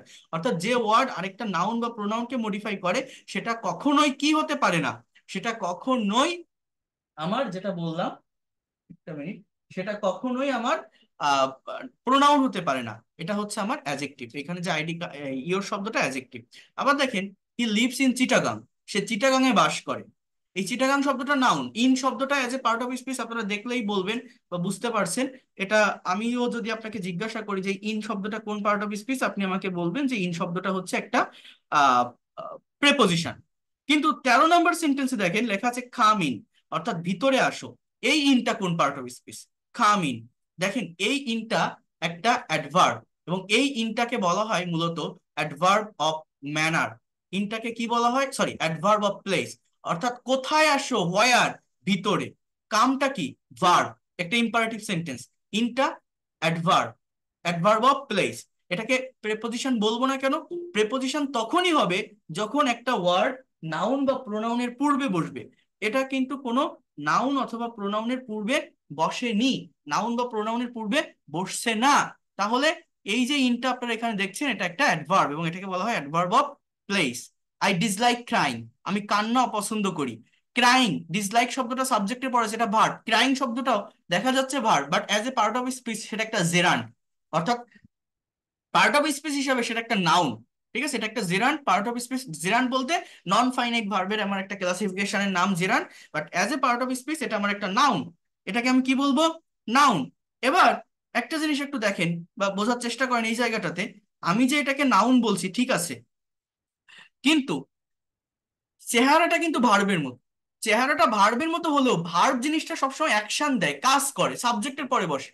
তো যদি এমন কোনো ওয়ার্ড কোনো বাক্যে দেখেন যেখানে সাবজেক্টের পর একটা মেইন ভার্ব আছে, সেটা থাকা সত্ত্বেও আরেকটা ওয়ার্ড দেখা যাচ্ছে ভার্বের মতো, বাট সেটা দেখে আপনি টেন্স আইডেন্টিফাই করতে পারছেন না, টেন্স চিনতে পারছেন না, কোনো অ্যাকশন দিচ্ছে না, কাজ করা বোঝাচ্ছে না, আপনারা মনে রাখবেন সেই ওয়ার্ডটা বা সেই জায়গাটা বা সেই বিষয়টা আপনার মূলত কি হয়, সেই বিষয়গুলো হচ্ছে মূলত নন ফাইনাইট ভার্ব হয়, সেটা নাউন বা অ্যাডজেক্টিভের কাজ করে। যদি অন্য আরেকটা ওয়ার্ডকে মডিফাই করে সেটা অ্যাডজেক্টিভ, না করলে সেটা noun. So I dislike crying, crying শব্দটা একটা নাউন। সেম ওয়ার্ড দেখেন 15 নম্বর সেন্টেন্সে লেখা আছে I saw a crying baby, অর্থাৎ আমি একটা কান্নারত শিশুকে দেখেছিলাম। আমি এমন একটা শিশুকে দেখেছিলাম, এমন একটা বাচ্চাকে দেখেছিলাম যে কাঁদতেছিল, কান্না করছিল। সো এই ক্রাইংটা, এখানে সটা মেইন ভার্ব, পাস্ট ইনডিফিনিট টেন্সের সেন্টেন্স, এবং এই জায়গাটা যে ক্রাইমটা আপনারা দেখছেন, এই ক্রাইমটা হচ্ছে আমার মূলত, জাস্ট একটা মিনিট, এই ক্রাইমটা হচ্ছে আমার মূলত কি জানেন, অ্যাডজেক্টিভ, বেবিকে মডিফাই করে। ঠিক আছে, তো এইভাবে দেখেন 14 নম্বর সেন্টেন্সে যে ওয়ার্ডটা নাউন, 15 নম্বর সেন্টেন্সে সেই ওয়ার্ডটা অ্যাডজেক্টিভ, 12 নম্বর সেন্টেন্সে যে ইনটা প্রেপোজিশন, 13 নম্বর সেন্টেন্সে সেই ইনটা অ্যাডভার্ব, 10 নম্বর সেন্টেন্সে যে শোটা নাউন, 11 নম্বর সেন্টেন্সে একই স্পেলিং, বাট সেই সেই ওয়ার্ডটা হচ্ছে আমার 11 নম্বর সেন্টেন্সে। এই ওয়ার্ডটাকে আমরা কি বলছি জানো, কি বলছিলাম যেন আপনাদের সামনে ভুলে গেছি। 11 নম্বর সেন্টেন্সে এই ওয়ার্ডটা হচ্ছে আমার ভার্ব। 8 নম্বর সেন্টেন্স যে টকটা ভার্ব, 9 নম্বর সেন্টেন্সে সেই টকটা নাউন। তো এইভাবে পার্ট অফ স্পিচের কিন্তু চেঞ্জ হয় অবস্থানের উপর ডিপেন্ড করে, এবং এই চেঞ্জিংটা যে ভালোভাবে বুঝতে পারে, এই চেঞ্জিংটা যে ভালোভাবে জানতে পারে, সে দ্রুত যে কোনো সেন্টেন্স অর্গানাইজ করতে পারে, যে কোনো সেন্টেন্স ক্রিয়েট করতে পারে, যে কোনো সেন্টেন্সের একটা প্যাসেজ রিড আউট করে অ্যাকচুয়াল বাংলা মিনিং বের করতে পারে। আর পার্ট অফ স্পিচ ডিটেলসে শিখে এই আইডেন্টিফিকেশনটা শিখতে হয়। বিভিন্ন ব্যাংক জব, বিসিএস, অ্যাডমিশন টেস্টে কিন্তু এই জায়গাটা থেকে কোশ্চেন আসে। বাট আমাদের অনেক বড় একটা দুর্বলতা আছে, আমরা বিভিন্ন জায়গা থেকে ইংরেজি শেখার চেষ্টা করি, বিভিন্ন রুলস পড়ি, অনেক কিছু পড়ি, বাট আমরা অরিজিন জায়গাটা বুঝি না। এই ভাষা, এই ল্যাঙ্গুয়েজ এর অরিজিনটা কি, কোথায়, এইটাই আমরা অনেকে বোঝার চেষ্টা করি না বা বুঝি না, এবং না বোঝার কারণে আমরা ইংরেজি ভাষাটা সঠিকভাবে ডেভেলপ করতে পারি না। তো আমি একটু বলি আপনাদেরকে, জাস্ট একটা মিনিট ওয়েট করেন। আমি এখন আপনাদেরকে সেই জায়গাটাতে আসবো, এটা আমি লিখে দেখাবো, আমার কোনো ফাইল না। তো যদি সম্ভব হয় একটা খাতা কলম নিয়ে বসবেন, তাহলে আপনাদের বিষয়গুলোকে আইডেন্টিফাই করতে বা নিতে অনেক বেশি ইজি হবে, অনেক বেশি সহজ হবে। যারা, আমি আবারও বলছি, যারা ছোট ছোট ইংরেজি সেন্টেন্স বলে থেমে যান, যারা একটা সেন্টেন্সকে বড় করতে পারেন না, লং করতে পারেন না, একটা সেন্টেন্সের ভিতর এক্সট্রা ইনফরমেশন নিয়ে আসতে পারেন না, কিভাবে আনতে হয়, কিভাবে কিভাবে, যারা গতকালকের ক্লাসে ছিলেন তারা হয়তো শিখতে পারছিলেন, বাট আজকে আমি আরো ডিটেলসে বলছি কিভাবে ফ্রি হ্যান্ড রাইটিংটাকে ডেভেলপ করা যায়। এই বিষয়টা আমি আপনাদেরকে এখন দেখাবো। যদি সম্ভব হয় খাতা কলম নিয়ে বলবেন, না হলে স্ক্রিনশট দিয়ে নিবেন, নোট করে রাখবেন। পরবর্তীতে আপনারা এটা প্র্যাকটিস করার চেষ্টা করবেন। জাস্ট 10টা মিনিট টাইম দিবেন। আমি আর 10 মিনিটের বেশি সময় নিব না আপনাদের থেকে, বাট আমি এতটুকু আপনাকে অ্যাসিওর করতে পারি বা গ্যারান্টি দিতে পারি, এই 10 মিনিটেই যদি আমাকে 10টা মিনিট টাইম দেন, এই 10 মিনিটেই আপনি সম্পূর্ণভাবে এই ইংরেজি ভাষার একটা ইম্পর্টেন্ট একটা টেকনিক, একটা স্ট্র্যাটেজি সম্পর্কে কনসেপ্ট পাবেন, যেটা সারা জীবন আপনার কাজে লাগবে। ওকে, তো আমরা শুরু করি তাহলে। আমি একটা ব্ল্যাঙ্ক পেজে আসবো, সবাই একটু মনোযোগ দিবেন, ধৈর্য ধরে দেখার চেষ্টা করবেন, তারপর নিজেরা এটা প্র্যাকটিস করবেন। নিজেদেরকে প্র্যাকটিস করতে হয়, তা না হলে ডেভেলপমেন্টটা দ্রুত আসে না।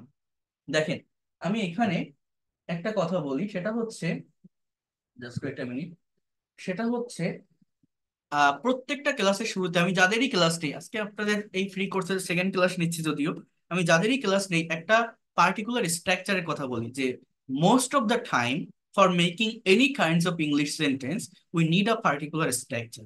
The structure is, first of all we need a subject. সেটা হচ্ছে প্রথমত আমাদের একটা সাবজেক্টের দরকার। In the place of subject we put noun or pronoun. সাবজেক্টের স্থানে আমরা নাউন অথবা প্রোনাউন বসাই। এই সাবজেক্টের পরে আমরা ইউজ করি হচ্ছে ভার্ব। সাবজেক্টের পরে আমাদের থাকে ভার্ব। যে কোনো বাক্য তৈরি করতে গেলে সাবজেক্টের পরেই ইংরেজিতে ভার্ব বসাতে হয়। বাংলায় এটা হয় না, বাংলায় ভার্বটা লাস্টে বসে। আচ্ছা, এই ভার্ব বসানোর পরে আমাদের এক্সটেনশনের পার্টটা নিতে হয়, এবং এই এক্সটেনশনের জায়গাটাতে আমার কিছু কম্পোনেন্ট বা এলিমেন্ট অফ সেন্টেন্স বসে থাকে। সেই কম্পোনেন্ট অফ সেন্টেন্স বা এলিমেন্ট অফ সেন্টেন্স গুলো কি? সেটা হচ্ছে, এই যে এক্সটেনশন আমি লিখলাম, এক্সটেনশনের জায়গাটাতে আমার আহ কমপ্লিমেন্ট বসতে পারে। কমপ্লিমেন্ট যার মানে হচ্ছে পরিপূরক। একটা সেন্টেন্সের সাবজেক্ট এবং অবজেক্ট একই ব্যক্তি বা বস্তু হলে তাকে কমপ্লিমেন্ট যুক্ত সেন্টেন্স বলে। আর অ্যাম ইজ আর অজ আর, অর্থাৎ বি ভার্ব গুলো যখন প্রিন্সিপাল ভার্ব বা মেইন ভার্ব হিসেবে বসে তখন কমপ্লিমেন্ট হয়। অথবা আমার এখানে আহ অবজেক্ট বসতে পারে। অবজেক্টটা কি?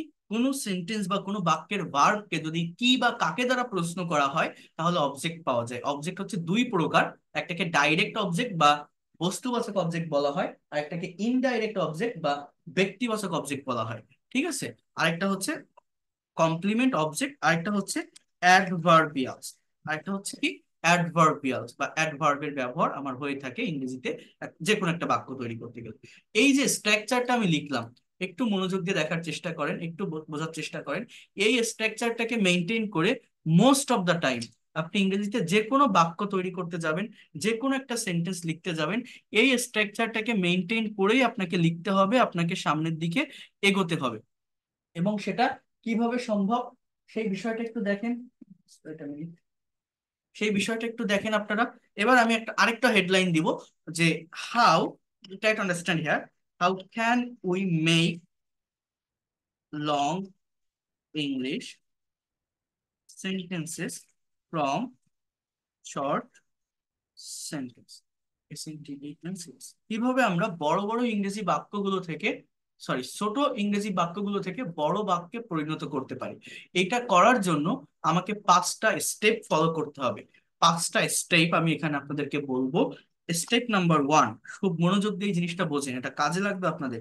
এর থেকে ইফেক্টিভ স্ট্র্যাটেজি আর হয় না, বিশেষ করে রাইটিংটাকে ডেভেলপ করার জন্য। ঠিক আছে, so step number 1, we need a subject. 1 number step হচ্ছে আমাদের একটা সাবজেক্টের প্রয়োজন। এখন এই সাবজেক্ট জিনিসটা কি? একটা কথা যখন ইংলিশে বলা হয়, একটা কাজ যখন করা হয়, কেউ তো একজন করে, কেউ তো একজন বলে। অর্থাৎ একটা সেন্টেন্সের সাবজেক্ট কি হতে পারে? সাবজেক্ট হতে পারে আই, অথবা উই, অথবা ইউ, অথবা হি, অথবা শি, অথবা রহিম, অথবা করিম। অর্থাৎ এই ওয়ার্ড গুলোই আর কি আমাদের কিন্তু একটা সেন্টেন্স বা একটা বাক্যের সাবজেক্ট হয়। এই সাবজেক্টের পরেই স্টেপ নাম্বার 2, সাবজেক্টের পরে যে কোনো একটা ইংরেজি বাক্য তৈরি করতে গেলে আমাদের প্রয়োজন হয় কিসের? Verb. We need a verb. You know that. I have already said you. Verb is the heartbeat of sentences. Without verb, you cannot make any kinds of sentences. So we need a verb. So ভার্বটা কি? Verb হচ্ছে এমন একটা শব্দ যা কোনো কিছু করা, হওয়া, থাকা, খাওয়া, চলা, বলা, লেখা, পড়া অর্থাৎ কাজ করা বোঝাবে, অ্যাকশন দিবে। Verb is a word that denotes being, having or doing something in the sentences. এই শব্দগুলোকে আমরা মূলত ভার্ব বলি। ফর এক্সাম্পল, ইট মানে খাওয়া, প্লে মানে খেলা, ডু মানে করা, রিড মানে পড়া, রাইট মানে লেখা, হ্যাঁ রাইট মানে লেখা, বাই মানে কেনা, ইনভাইট মানে নিমন্ত্রণ করা, হ্যাঁ, গিফট মানে দেওয়া, টেক মানে নেওয়া। এই যে ওয়ার্ড গুলো আমি লিখছি, ড্রাইভ মানে চালানো, ড্র মানে আঁকা, হ্যাঁ, এই যে ওয়ার্ড গুলো আমি লিখছি, এই প্রত্যেকটা ওয়ার্ডকে আমরা কি বলছি? ভার্ব বলছি, রাইট? সেই ভার্ব গুলোকে আমার বসাতে হয়। এবং গত ক্লাসে আমি বলছিলাম যে এই ভার্বের ফরম্যাট চেঞ্জ করে কিন্তু আমাদের টাইমের চেঞ্জ হয়। আমরা যে স্পোকেন ইংলিশ শিখি, ইংলিশে কথা বলা শিখি, কথা বলতে পারি না, কেন পারি না? আমরা ভার্বটাকে সঠিক ফর্মে, সঠিক ওয়েতে, সঠিকভাবে চেঞ্জ করতে পারি না, পরিবর্তন করতে পারি না। তো এই ভার্বের পরিবর্তনটাও কিন্তু আমাদেরকে ভালোভাবে শিখতে হবে, ভালোভাবে জানতে হবে। এখন দেখেন, আরেকটা যে বিষয়, সেটা হচ্ছে ভার্ব বসানোর পর প্রত্যেকটা ভার্বের 5টা ফর্ম আছে, টেন্স মেনটেন করে সেটা চেঞ্জ করলে আপনার কথার পরিবর্তন হতে থাকে। তো সেটা আমরা পরে দেখবো। এখন দেখেন যে বিষয়টা আসে সেটা হচ্ছে, ভার্ব বসানোর পর একটা কমপ্লিট সেন্টেন্স তৈরি করার জন্য আমার অবজেক্ট লাগবে। তো অবজেক্টটা কিভাবে পাবো? একটা সেন্টেন্সে ভার্বকে যদি কি বা কাকে দ্বারা প্রশ্ন করেন তাহলে অবজেক্ট পাওয়া যায়। যারা একদমই দুর্বল ইংলিশে, যারা একদম বেসিক লেভেলে আছেন, যারা একটা সেন্টেন্স তৈরি করতে পারেন না, দেখেন ওয়েটা কি। এটা হচ্ছে ask the question to the verb, অর্থাৎ ভার্বকে প্রশ্ন করতে হবে বা করো, উইথ হোয়াট অ্যান্ড হুম। ভার্বকে হোয়াট এবং হুম দিয়ে কোশ্চেন করতে হবে, কেন? For getting object, for getting object. এই অবজেক্টটা যদি আপনি বসাতে পারেন, একটা কমপ্লিট সেন্টেন্স আপনার হয়ে যাবে। এবার স্টেপ নাম্বার 05, সরি 04, এটা হচ্ছে আমার মেইন স্টেপ। এটা হচ্ছে একটা কমপ্লিট সেন্টেন্স তৈরি করার পর একটা সেন্টেন্স বা বাক্যকে বড় করার জন্য, একটা সেন্টেন্স বা বাক্যকে মডিফাই করার জন্য, একটা সেন্টেন্স বা বাক্যের ভিতর এক্সট্রা ইনফরমেশন নিয়ে আসার জন্য আমাকে মূলত যে কাজটা করতে হয় সেটা হচ্ছে অ্যাডভার্বের ব্যবহার করতে হয়। অর্থাৎ এই জায়গাটাতে again ask the question to the verb, আবার ভার্বকে প্রশ্ন করো, with how, where, when and what. এই ওয়ার্ডগুলো দ্বারা যদি আপনি একটা সেন্টেন্সের ভার্বকে আবার কোশ্চেন করেন, তাহলে আপনার একটা সেন্টেন্স বা একটা বাক্য বড় হতে থাকবে, লং হতে থাকবে। একটা সেন্টেন্সের ভিতর এক্সট্রা ইনফরমেশন আপনি নিয়ে আসতে পারবেন। এগুলোকে বলা হয় অ্যাডভার্বিয়াল ফ্রেজ। এরপর স্টেপ নাম্বার 5, সেটা it's nothing, just you can say that provide the answer. জাস্ট আপনার অ্যান্সারটা আপনাকে এখানে ইউজ করতে হবে। ওকে, এইবার এই স্টেপ গুলো ফলো করে আমরা দেখেন কিভাবে বাক্য তৈরি করতে পারি। প্রথমত আমি একটা সাবজেক্ট নিব, যে কোনো any kinds of subject that you can take. I একটা সাবজেক্ট। এবার আমি একটা ভার্ব বসাবো। ফর এক্সাম্পল, বাই মানে কেনা। আমি যদি বাই এর পাস্ট ফর্ম বসাই, মনে করেন আমি যদি এরকম লিখি, আই বট। আগে এতটুকু বোঝেন, এই দুইটা ওয়ার্ডের অর্থ কি? আই বট, দুইটা ওয়ার্ডের বাংলা অর্থটা কি? আমি কিনেছিলাম, বাই মানে কেনা, এর পাস্ট ফর্ম হচ্ছে বট। তো আমি যদি বলি I bought, past indefinite tense, আমি কিনেছিলাম, এটা সাবজেক্ট আর ভার্ব। এবার আপনি একটা অবজেক্ট নিন। অবজেক্ট কিভাবে পাবেন? এই বটকে প্রশ্ন করেন। একটা বাক্যে, এটা আমি গতকালও বলছিলাম, সাবজেক্ট আর ভার্ব যদি পাশাপাশি বসাতে পারেন, অবজেক্ট অটোমেটিক্যালি চলে আসে। আপনি কি কিনেছিলেন? কি? আপনি একটা বই, আমি একটা বই কিনেছিলাম, আই বট আ বুক। আমি একটা গাড়ি কিনেছিলাম, I bought a car. Any kinds of things you can say that. For example, I can say that I bought a land. আমি একটা জমি কিনেছিলাম। That is the complete sentence. আমার সাবজেক্ট ভার্ব অবজেক্ট হয়ে গেছে, আমি কিন্তু এখানেই ফুল স্টপ বসাতে পারি। এবং আমরা যখন ইংলিশে সেন্টেন্স তৈরি করি, সেন্টেন্স প্র্যাকটিস করি, এতটুকুই করতে আমরা অভ্যস্ত। আবার একটা সাবজেক্ট নেন, হি। আপনি একটা ভার্ব নেন, প্লে। সে খেলে, কি খেলে? সে ফুটবল খেলে, দাবা খেলে, ক্রিকেট খেলে, লুডো খেলে, যে কোনো একটা কিছু বসান। হি প্লেস ফুটবল, সে ফুটবল খেলে। That is the complete sentence. আমরা কিন্তু এখানে ফুল স্টপ বসাই। এবং আমরা যখন ইংলিশে সেন্টেন্স প্র্যাকটিস করি, স্পোকেন ইংলিশ বলেন বা আদার্স এর থিংস গুলো বলেন, আমরা যখন ইংরেজিতে কথা বলা শিখি, শিখতে চাই বা শিখতে যাই, এই এই জায়গাগুলো মানে জাস্ট এতটুকুই আমরা শিখে বসে থাকি বা ডেভেলপ করে থাকি। কিন্তু দেখেন, এই জায়গাটা থেকে আমাদের বেরিয়ে আসতে হবে। আমাদের সেন্টেন্সকে মডিফাই করা শিখতে হবে, একটা সেন্টেন্সের ভিতরে এক্সট্রা ইনফরমেশন নিয়ে আসতে হবে। আরেকটা ভার্ব আপনি নেন, যে কোনো ভার্ব, যে কোনো সাবজেক্ট আপনি নেওয়ার চেষ্টা করেন। আপনি আরেকটা সেন্টেন্স বলেন, ফর এক্সাম্পল রহিম, একটা সাবজেক্ট নিলাম। ড্রাইভ মানে কি? চালানো। রহিম ড্রাইভস, রহিম চালায়। কি চালায়? হট। রহিম ড্রাইভস আ কার, মানুষ চালায় কি? গাড়ি চালায়। রহিম একটা গাড়ি চালায়। So that is the complete sentence. আবার আরেকটা সাবজেক্ট নেন, ফর এক্সাম্পল শি, মানে সে। গিভ মানে দেওয়া, আমি যদি পাস্ট ফর্মটা নেই, শি গেভ। দেখেন, সে দিয়েছিল, GAVE, শি গেভ। সে দিয়েছিল। কি দিয়েছিল? কাকে দিয়েছিল? আমি যদি বলি শি গেভ মি, সে আমাকে দিয়েছিল কি? ফর এক্সাম্পল আর রোজ, সে আমাকে একটা গোলাপ দিয়েছিল। দেখেন, এই জায়গাটাতে আমি কিনেছিলাম কি? ল্যান্ড। কি খেলেছিলাম? ফুটবল। কি চালিয়েছিলাম? গাড়ি।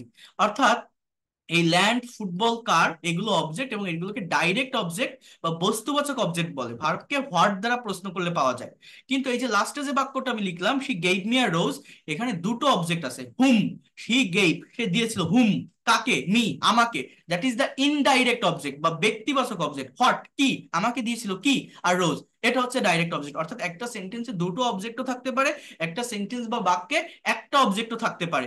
এটা সিচুয়েশনের উপর নির্ভর করে। ঠিক আছে, দুটোও থাকতে পারে, একটাও থাকতে পারে, যে কোনো কিছু থাকতে পারে। তো এইভাবে একটা সাবজেক্ট, একটা ভার্ব এবং একটা অবজেক্ট বসালেই কিন্তু আমরা কমপ্লিট একটা ইংলিশ সেন্টেন্স বা ইংরেজি বাক্য তৈরি করতে পারি। কথাটা বোঝেন? এবং আমরা এইভাবেই সেন্টেন্স প্র্যাকটিস করতে অভ্যস্ত। Rahim drives a car, Rahim doesn't drive a car, does Rahim drive a car, doesn't trip drive a car, she gave me a rose, she didn't give me a rose, হ্যাঁ, did she give me a rose, didn't she give me a rose. এইভাবে আমরা sentence practice করি। But আমরা কি এতটুকুর ভিতরে সীমাবদ্ধ থাকবো? আমরা কি এরকম ছোট ছোট সেন্টেন্স বলে থেমে যাব? আমরা কি একটা সেন্টেন্স বা একটা বাক্যকে বড় করতে পারি না, লং করতে পারি না? একটা সেন্টেন্স বা একটা বাক্যের ভিতর কি আমরা এক্সট্রা ইনফরমেশন নিয়ে আসতে পারি না? অবশ্যই পারি। কিভাবে জানেন?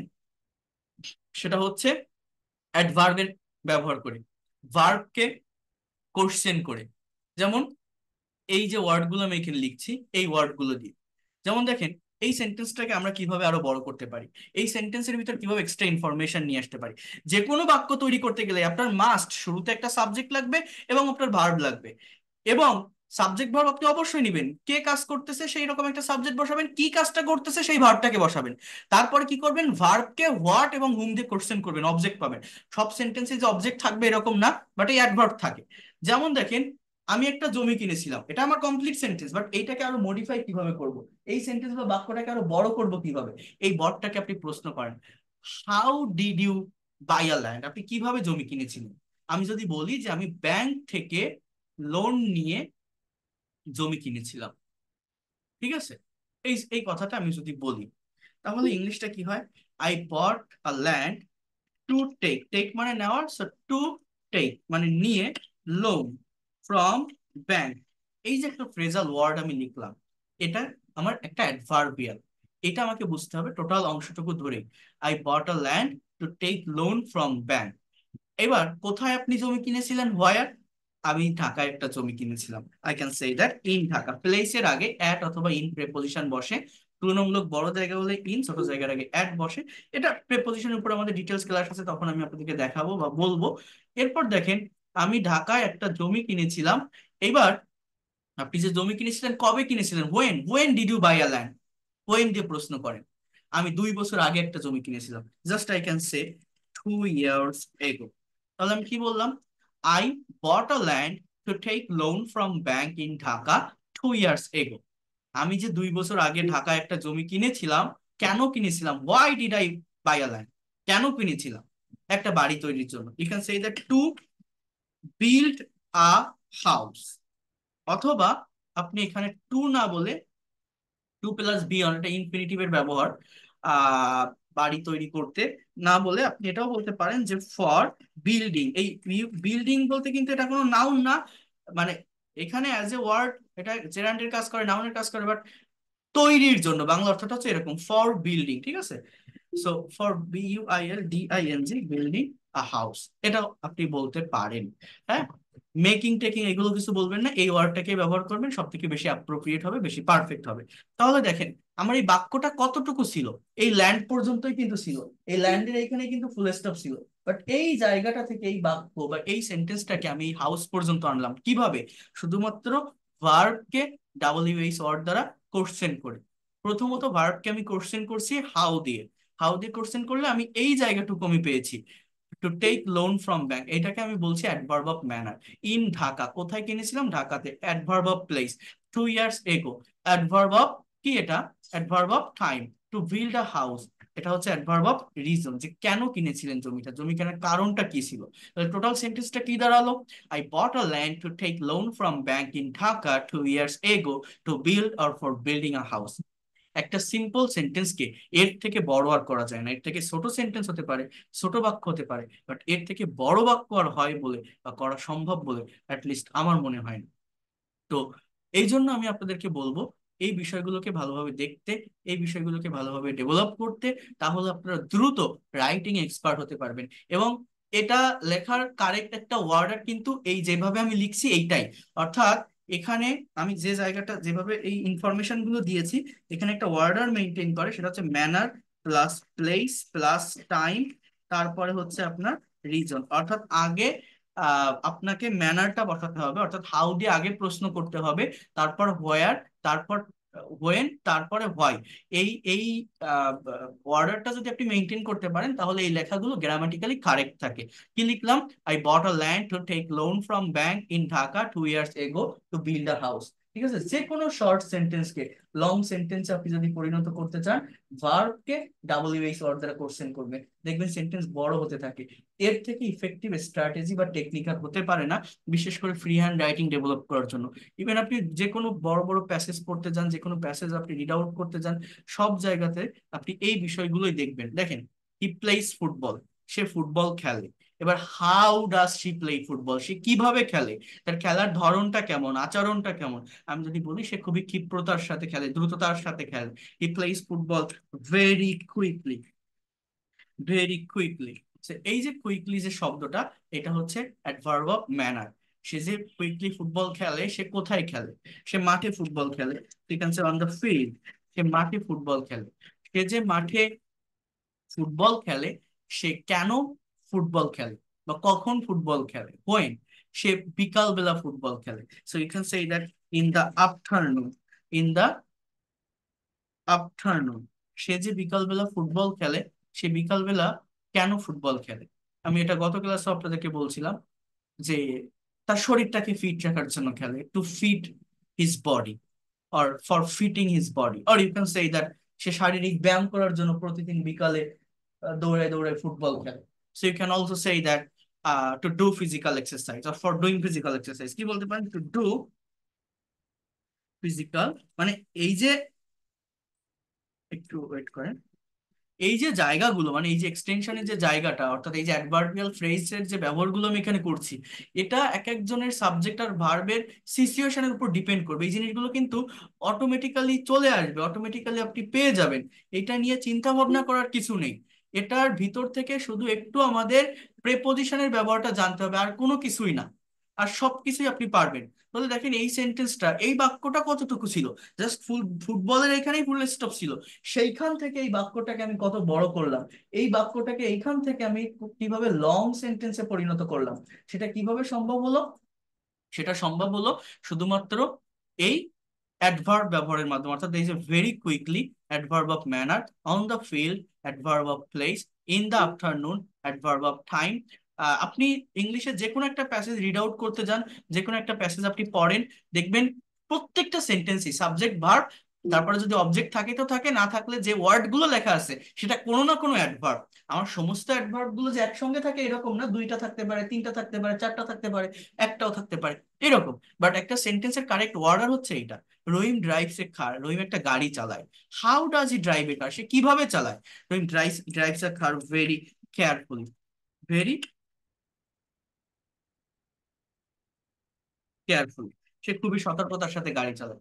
সে যে কেয়ারফুলি গাড়ি চালায়, সে কোথায় গাড়ি চালায়? সে রাস্তায়, ব্যস্ত রাস্তায় গাড়ি চালায়। এটা গতকাল আমি একবার বলছিলাম। For example, on busy road. কি বললাম? Rahim drives a car very carefully on busy road. সে যে ব্যস্ত রাস্তায় গাড়ি চালায়, সে সে কখন গাড়ি চালায়? সে সন্ধ্যাবেলায় গাড়ি চালায়। I can say that in the evening. সে যে সন্ধ্যায় গাড়ি চালায়, কেন গাড়ি চালায়? হোয়াই, হোয়াই দিয়ে প্রশ্ন করেন, কেন চালায়? টাকা উপার্জনের জন্য। এই যে ওয়ার্ড টাকা উপার্জনের জন্য, এই তিনটা ওয়ার্ডকে একসাথে আমরা কিভাবে বসাবো? এগুলোকে বলা হয় ফ্রেজাল ওয়ার্ড। ফ্রেজের ব্যবহার, এটা সঠিকভাবে করা শিখতে হবে আমাদেরকে। যেমন in the evening to earn, earn মানে কি আয় করা বা উপার্জন করা, অথবা টু আর্ন না বলে আপনি বলতে পারেন ফর আর্নিং, অর্থাৎ ফর এর পরে ভার্ব বসালে, ফর বা অন্য যে কোনো প্রেপোজিশনের পরে ভার্ব থাকলে তার সঙ্গে আইএনজি বসাতে হয়, বা টু এর পরে বি ওয়ান বা ভার্বের প্রেজেন্ট ফর্ম বা বেস ফর্মটা বসে, to earn or for earning money, for earning money. So এই যে সেন্টেন্সটা আমি লিখলাম, কি লিখলাম, Rahim drives a car very carefully on busy road in the evening to earn or for earning মানি।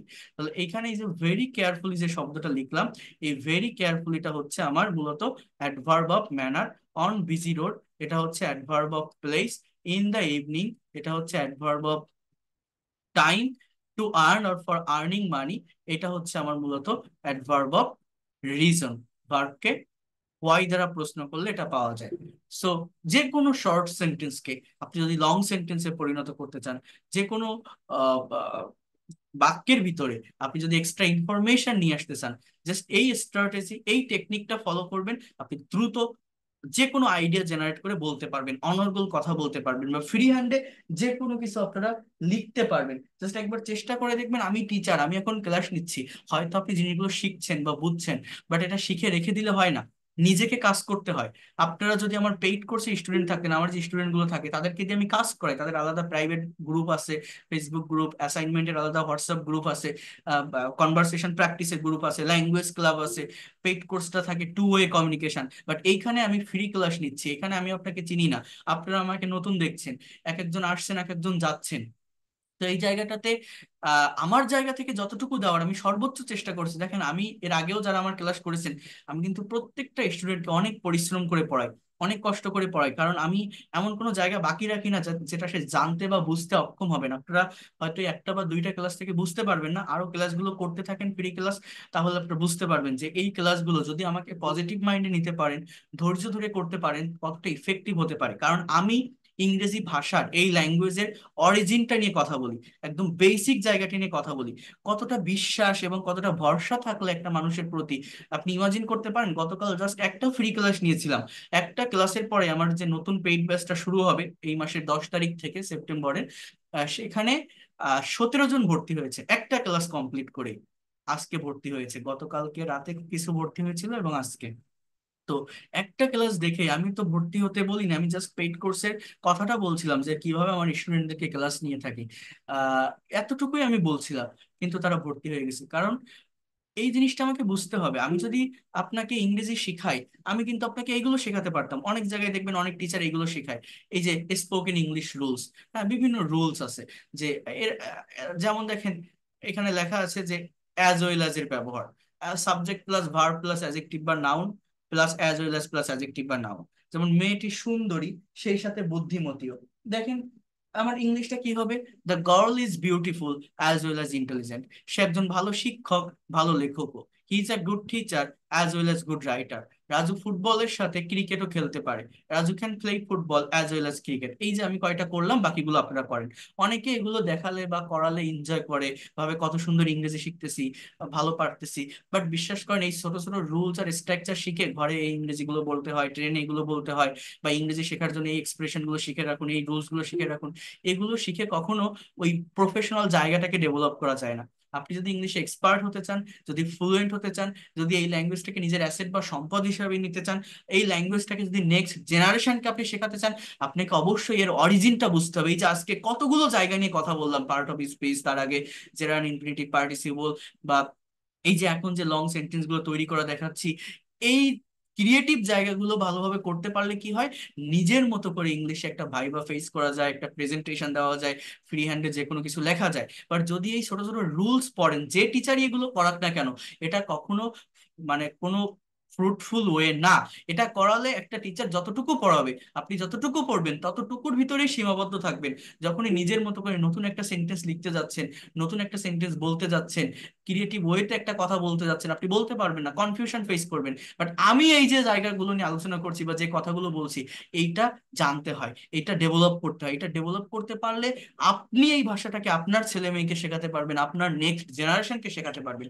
আমি কি গ্রামার শেখাই, রুলস দেখাই, বাট প্র্যাকটিক্যালি কিভাবে সেগুলোকে অ্যাপ্লাই করতে হয়, এই বিষয়গুলো কিন্তু আমি দেখিয়ে দেই আমার প্রত্যেকটা স্টুডেন্টকে, যারা পেইড কোর্সে আসছে বা আপনারা যারা পেইড কোর্সে আসবেন, তারা বুঝতে পারবে যে এটা কতটা ইফেক্টিভ। একটা দুইটা ক্লাস থেকে হয়তো ওইভাবে বোঝা যায় না। আচ্ছা, আমরা আরেকটা সেন্টেন্স দেখি, দেখেন। শি গেভ মি আ রোজ, সে আমাকে একটা গোলাপ দিয়েছিল। এবার এটাকে প্রশ্ন করেন হাউ, সে কিভাবে গোলাপ দিয়েছিল। তাহলে আমি যদি বলি she gave me a rose very politely, সে আমাকে ভদ্রতার সাথে একটা গোলাপ দিয়েছিল। সে যে আমাকে ভদ্রতার সাথে একটা গোলাপ দিয়েছিল, কোথায় দিয়েছিল? পার্কে বসে দিয়েছিল। I can say that at park. At park, সে যে পার্কে বসে আমাকে ভদ্রতার সাথে একটা গোলাপ দিয়েছিল, সে কবে দিয়েছিল বা কখন দিয়েছিল, হোয়েন। আমি যদি বলি যে গতকাল সন্ধ্যায় সে পার্কে আমাকে একটা গোলাপ দিয়েছিল, ইন দা ইভিনিং ইয়েস্টারডে। কি বললাম? She gave me a rose very politely at park in the evening yesterday. এবার সে যে গোলাপটা দিয়েছিল কেন, হয়, হয় দিয়ে প্রশ্ন করেন এই গেভটাকে, দেওয়াটাকে। সে আমাকে প্রপোজ করার জন্য একটা গোলাপ দিয়েছিল। You can say that to propose, অথবা for, PROPOSING, for proposing, to propose or for proposing me. হ্যাঁ, আমাকে প্রপোজ করার জন্য সে গতকাল সন্ধ্যায় পার্কে আমাকে একটা গোলাপ দিয়েছিল। তাহলে এই যে ভেরি পলাইটলি, এই ভেরি পলাইটলি শব্দটা হচ্ছে adverb of manner. At park adverb of place, in the evening yesterday যেটা লিখলাম, এখানে ভিতরে কোনো প্রেপোজিশন বসবে না, জাস্ট এইটাই। এটা adverb of time. Two propose me or for proposing me, এটা অ্যাডভার্ব অফ রিজন। এইভাবে অ্যাডভার্বের ব্যবহার করে, আবারও বলছি, যে কোনো শর্ট সেন্টেন্সকে লং সেন্টেন্সে পরিণত করা যায়। দেখেন, আপনারা ফ্রি ক্লাস করছেন, এই ফ্রি ক্লাসে ওয়ান ওয়ে কমিউনিকেশন হয়, অর্থাৎ আমি ক্লাস নিচ্ছি, আপনারা শিখছেন। কিন্তু ইংরেজি একটা ভাষা, এই ভাষাটা বা এই ল্যাঙ্গুয়েজটাকে আপনি যদি সত্যিকার অর্থে শিখতে চান, সত্যিকার অর্থে ল্যাঙ্গুয়েজটাকে ডেভেলপ করতে চান, আপনাকে কাজ করতে হবে, আপনার ব্রেন দিয়ে আইডিয়া জেনারেট করতে হবে, আপনার মুখ দিয়ে কথা বের করতে হবে। এটা সায়েন্স না বা ম্যাথ না, যে আমি শেখালাম আপনি মনোযোগ দিয়ে শিখলেন সবকিছু শিখে গেলেন, না। এখানে কাজটা মূলত আপনার। আপনি এই জন্যই, আমরা ইংরেজি পারি না কেন, আপনি আমার কাছে ক্লাস করছেন, কালকে হয়তো ইউটিউব চ্যানেলে একটা ক্লাস দেখবেন, পরের দিন হয়তো ফেসবুক পেজে একটা ক্লাস দেখবেন, তারপর হয়তো এরকম আরেকটা লাইভ ক্লাস পাবেন। এই বিভিন্ন জায়গা থেকে ক্লাস করতে থাকলে, যেটা আমি বারবার বলছি, আপনার দিন মাস বছর যেতে থাকবে, আপনি কিন্তু শিখছেন, আপনি শিখবেন, বাট শিখে যেতে হবে। ওই শেখাটাকে আপনি শেষ নামাতে পারবেন না, নিজের ভিতরে ওই কনফিডেন্টটা আপনি পাবেন না। ইংরেজি শিখতে গেলে অবশ্যই চেইন অফ কমান্ড মেনটেন করতে হয়, যেটা আমি বারবার বলি, যে এটা একটা ভাষা, ইটস আ ল্যাঙ্গুয়েজ, এবং এই ল্যাঙ্গুয়েজে একটার সাথে একটা টপিক কানেক্টেড। তো আপনি যদি এই জিনিসটা বুঝতে না পারেন, আমি ইংরেজি শিখতে গেলে কোন জায়গা থেকে শেখা শুরু করব, কোথায় শেষ করব, কোন টপিকের সঙ্গে কোন টপিক কানেক্টেড বা রিলেটেড, অর্থাৎ যেটা আমি আগেও বললাম, যে আপনি যদি ওয়ার্ড না পারেন আপনি সেন্টেন্স পারবেন না, আপনি সেন্টেন্স না পারলে টেন্স পারবেন না, টেন্স না পারলে ভয়েস পারবেন না। তো এটা আগে মেনটেন করতে হয়, এটা আগে জানতে হয়। এই জন্য ধারাবাহিকভাবে একটা মেন্টরের অধীনে থেকে যদি শিখতে পারেন, তাহলে দ্রুত ডেভেলপ করা যায়, নিজের ভিতরে ওই কনফিডেন্টটা পাওয়া যায় বা নিয়ে আসা যায়। আর অনেকে বলে আপনার পেইড কোর্স আর ফ্রি কোর্সের পার্থক্য কি, দেখেন পার্থক্য কিন্তু এইটাই, পেইড কোর্সে টু ওয়ে কমিউনিকেশন থাকে, এই যে বিষয়গুলো দেখাচ্ছি, এরপরে এইগুলোকে মেনটেন করে স্টুডেন্টরা সেন্টেন্স তৈরি করবে, সেখানে ভুল হলে আমি দেখাই দিব। বাট এই ফ্রি ক্লাসে তো আমি সেটা আপনাদের থেকে নিতে পারবো না। এছাড়া ওখানে ল্যাঙ্গুয়েজ ক্লাব আছে, স্পিকিং প্র্যাকটিস করতে পারে, বাট এই জায়গাটাতেও আমি কিন্তু আবারও বলছি, একটা দুইটা ডেমো ক্লাস নিচ্ছি না, যতটুকু করা যায় আমার জায়গা থেকে, যতটুকু দেওয়া যায় আমি আপনাদেরকে দিব, আমি শেখাবো। তো কথাগুলো এই জন্য বলছি, যদি আপনার মনে হয় এই যে টেকনিকটা আমি দেখালাম বা যে বিষয়গুলো দেখালাম, এগুলো ইম্পর্টেন্ট বা কাজে লাগার মতো, শেখার মতো কোনো কিছু, তাহলে আপনারা নিজেরা কিছু সেন্টেন্স তৈরি করবেন। এইখানে সাবজেক্ট আছে, এখানে অনেকগুলো ভার্ব আছে, এই ভার্ব গুলো দিয়ে, অর্থাৎ নতুন একটা সাবজেক্ট নিলেন, নতুন একটা ভার্ব নিলেন, নিয়ে সেই ভার্বকে প্রথমে এই হোয়াট এবং হুম দিয়ে কোশ্চেন করলেন, করার পরে একটা উত্তর পেলেন, তারপর আবার এই হাউ, হোয়ার, হোয়েন, হোয়াই, মানে এই যেভাবে দেখালাম, পারলে আরেকবার ক্লাস রেকর্ডটা দেখবেন, ক্লাস শেষে আমি রেকর্ড পাঠিয়ে দিব। একবার যদি আপনি 5টা সেন্টেন্স নিজে করার চেষ্টা করেন, একটা বার আপনি যদি করতে পারেন, এটা আপনি আর জীবনে কোনোদিন ভুলবেন না। অনেক ভালো একটা ওয়ে আপনার শেখা হয়ে যাবে। তো পারলে করবেন, যদি মনে হয় যে জিনিসগুলো ইফেক্টিভ বা কাজে লাগার মতো, শেখার মতো, তাহলে নিজেরা একটু কাজ করবেন। ইংরেজি কঠিন কিছু নয়, it's a very easy language. এটা শেখার জন্য কোনো আহামরি শার্প ব্রেন লাগে না, এটা সায়েন্স না বা ম্যাথ না। আপনি যতই দুর্বল হন, যতই ডাল হন, যতই ইলিটারেট হন, আপনি আমার কাছে আসেন, আমি আপনাকে শিখাই দিব, প্রফেশনালি আপনি শিখতে পারবেন। শুধুমাত্র প্র্যাকটিসের দরকার। আপনি একদম মোটে লেখাপড়া জানেন না, তাও পারবেন, একটা ভাষার মতো করে বাংলায় যেমন কথা বলেন ইংলিশেও কথা বলতে পারবেন, লিখতে পারবেন। শুধুমাত্র প্র্যাকটিস দরকার এবং কারেক্ট কিছু স্ট্র্যাটেজি বা টেকনিক ফলো করা দরকার, আর কিছুই না।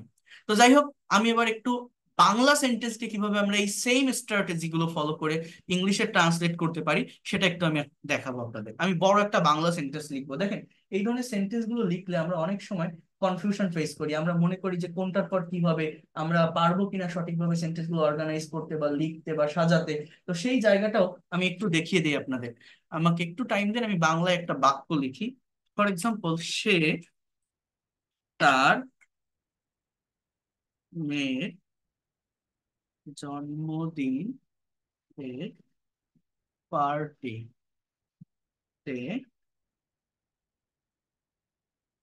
গতকাল সন্ধ্যায় খুবই ভদ্রতার সহিত আমাকে নিমন্ত্রণ করেছিল জন্মদিনটি উদযাপন করার জন্য। দেখেন, এখানে আমি বড় একটা বাংলা বাক্য লিখলাম, এবং এই বাক্যটাকে আমরা আরেকবার একটু যদি পড়ি, খেয়াল করেন, ওই সেম স্ট্র্যাটেজি ফলো করে আমরা এটাকেও ইংলিশে ট্রান্সলেট করতে পারবো। সেটা হচ্ছে, সে তার মেয়ের জন্মদিনের পার্টিতে গতকাল সন্ধ্যায় খুবই ভদ্রতার সহিত আমাকে নিমন্ত্রণ করেছিল জন্মদিনটি উদযাপন করার জন্য। তো এই যে বাক্যটা আপনারা এখানে দেখছেন, এই বাক্যে মানে এই যে সেন্টেন্সটা আপনারা দেখছেন, এই ধরনের সেন্টেন্স দেখলে আমাদের গায়ে জ্বর চলে আসে। আমরা ভাবি কোনটা সাবজেক্ট, কোনটা ভার্ব, কোন ওয়ার্ডের পর কোন ওয়ার্ড বসাবো, কিভাবে ইংলিশ এগুলো লিখবো। কিন্তু এতক্ষণ যে বিষয়গুলো আমি দেখালাম, এই সেম স্ট্র্যাটেজি, এই টেকনিকটা ফলো করেই আপনারা কিন্তু এই বড় বড় বাংলা বাক্যকেও ইংলিশে ট্রান্সলেট করতে পারেন। কিভাবে? প্রথমে একটা সাবজেক্ট নিয়ে আসেন। এখানে সাবজেক্টটা কি? হি, মানে সে, এটা আমার সাবজেক্ট। এবার আপনি একটা ভার্ব নিয়ে আসেন। ভার্বটা কি? দেখেন, এই যে নিমন্ত্রণ করেছিল, এই ওয়ার্ডটা হচ্ছে আমার মূলত ভার্ব। এটা কোন টেন্সে লেখা আছে? করেছিল, দিয়েছিল, পাস্ট টেন্স। তাহলে ইনভাইট মানে নিমন্ত্রণ করা, এটা হবে হচ্ছে ইনভাইটেড। কি লিখবো? He invited. এবার হুম, কাকে? কাকে নিমন্ত্রণ করেছিল? মি, আমাকে। That is the object. এখানে কিন্তু একটা ইনডাইরেক্ট অবজেক্ট আছে। এটাই কিন্তু একটা কমপ্লিট সেন্টেন্স, ঠিক আছে? কিন্তু আমার এই সেন্টেন্সটাকে কমপ্লিট করার জন্য, মানে যে বাংলাটা আছে সেটাকে ট্রান্সলেট করার জন্য আমাকে কি করতে হবে? অ্যাডভার্বের ব্যবহার করতে হবে, এবং আগে ম্যানার নিতে হবে। তাহলে সে আমাকে নিমন্ত্রণ করেছিল কিভাবে? হাউ, খুবই ভদ্রতার সহিত। তাহলে he invited me with very politely. He invited me, সে আমাকে নিমন্ত্রণ করেছিল উইথ ভেরি পলাইটলি, খুবই ভদ্রতার সহিত। এইবার কোথায়? হোয়ার, প্লেসকে ইন্ডিকেট করেন, তার মেয়ের জন্মদিনের পার্টিতে। তাহলে এতটুকুকে ফ্রেজ ফ্রেজ হিসেবে কিভাবে আমরা লিখতে পারি? যে তার মেয়ের জন্মদিনের পার্টিতে। তাহলে আমরা এটা কি বলতে পারি? যে on his daughter's, on his daughter's birthday party. তাহলে কি লিখলাম? He invited me with very politely on his daughter's birthday party. সে আমাকে খুবই ভদ্রতার সহিত তার মেয়ের জন্মদিনের পার্টিতে নিমন্ত্রণ করেছিল। That is adverb of place. এবার কবে, কখন? গতকাল সন্ধ্যায়। তাহলে আমরা এখানে বলতে পারি যে ইন দা ইভিনিং ইয়েস্টারডে। এবার সে যে নিমন্ত্রণ করেছিল, কেন? কারণটা কি ছিল? জন্মদিনটা উদযাপন করার জন্য। তাহলে আপনি এখানে বলতে পারেন টু সেলিব্রেট, অথবা আপনি এটা বলতে পারেন যে ফর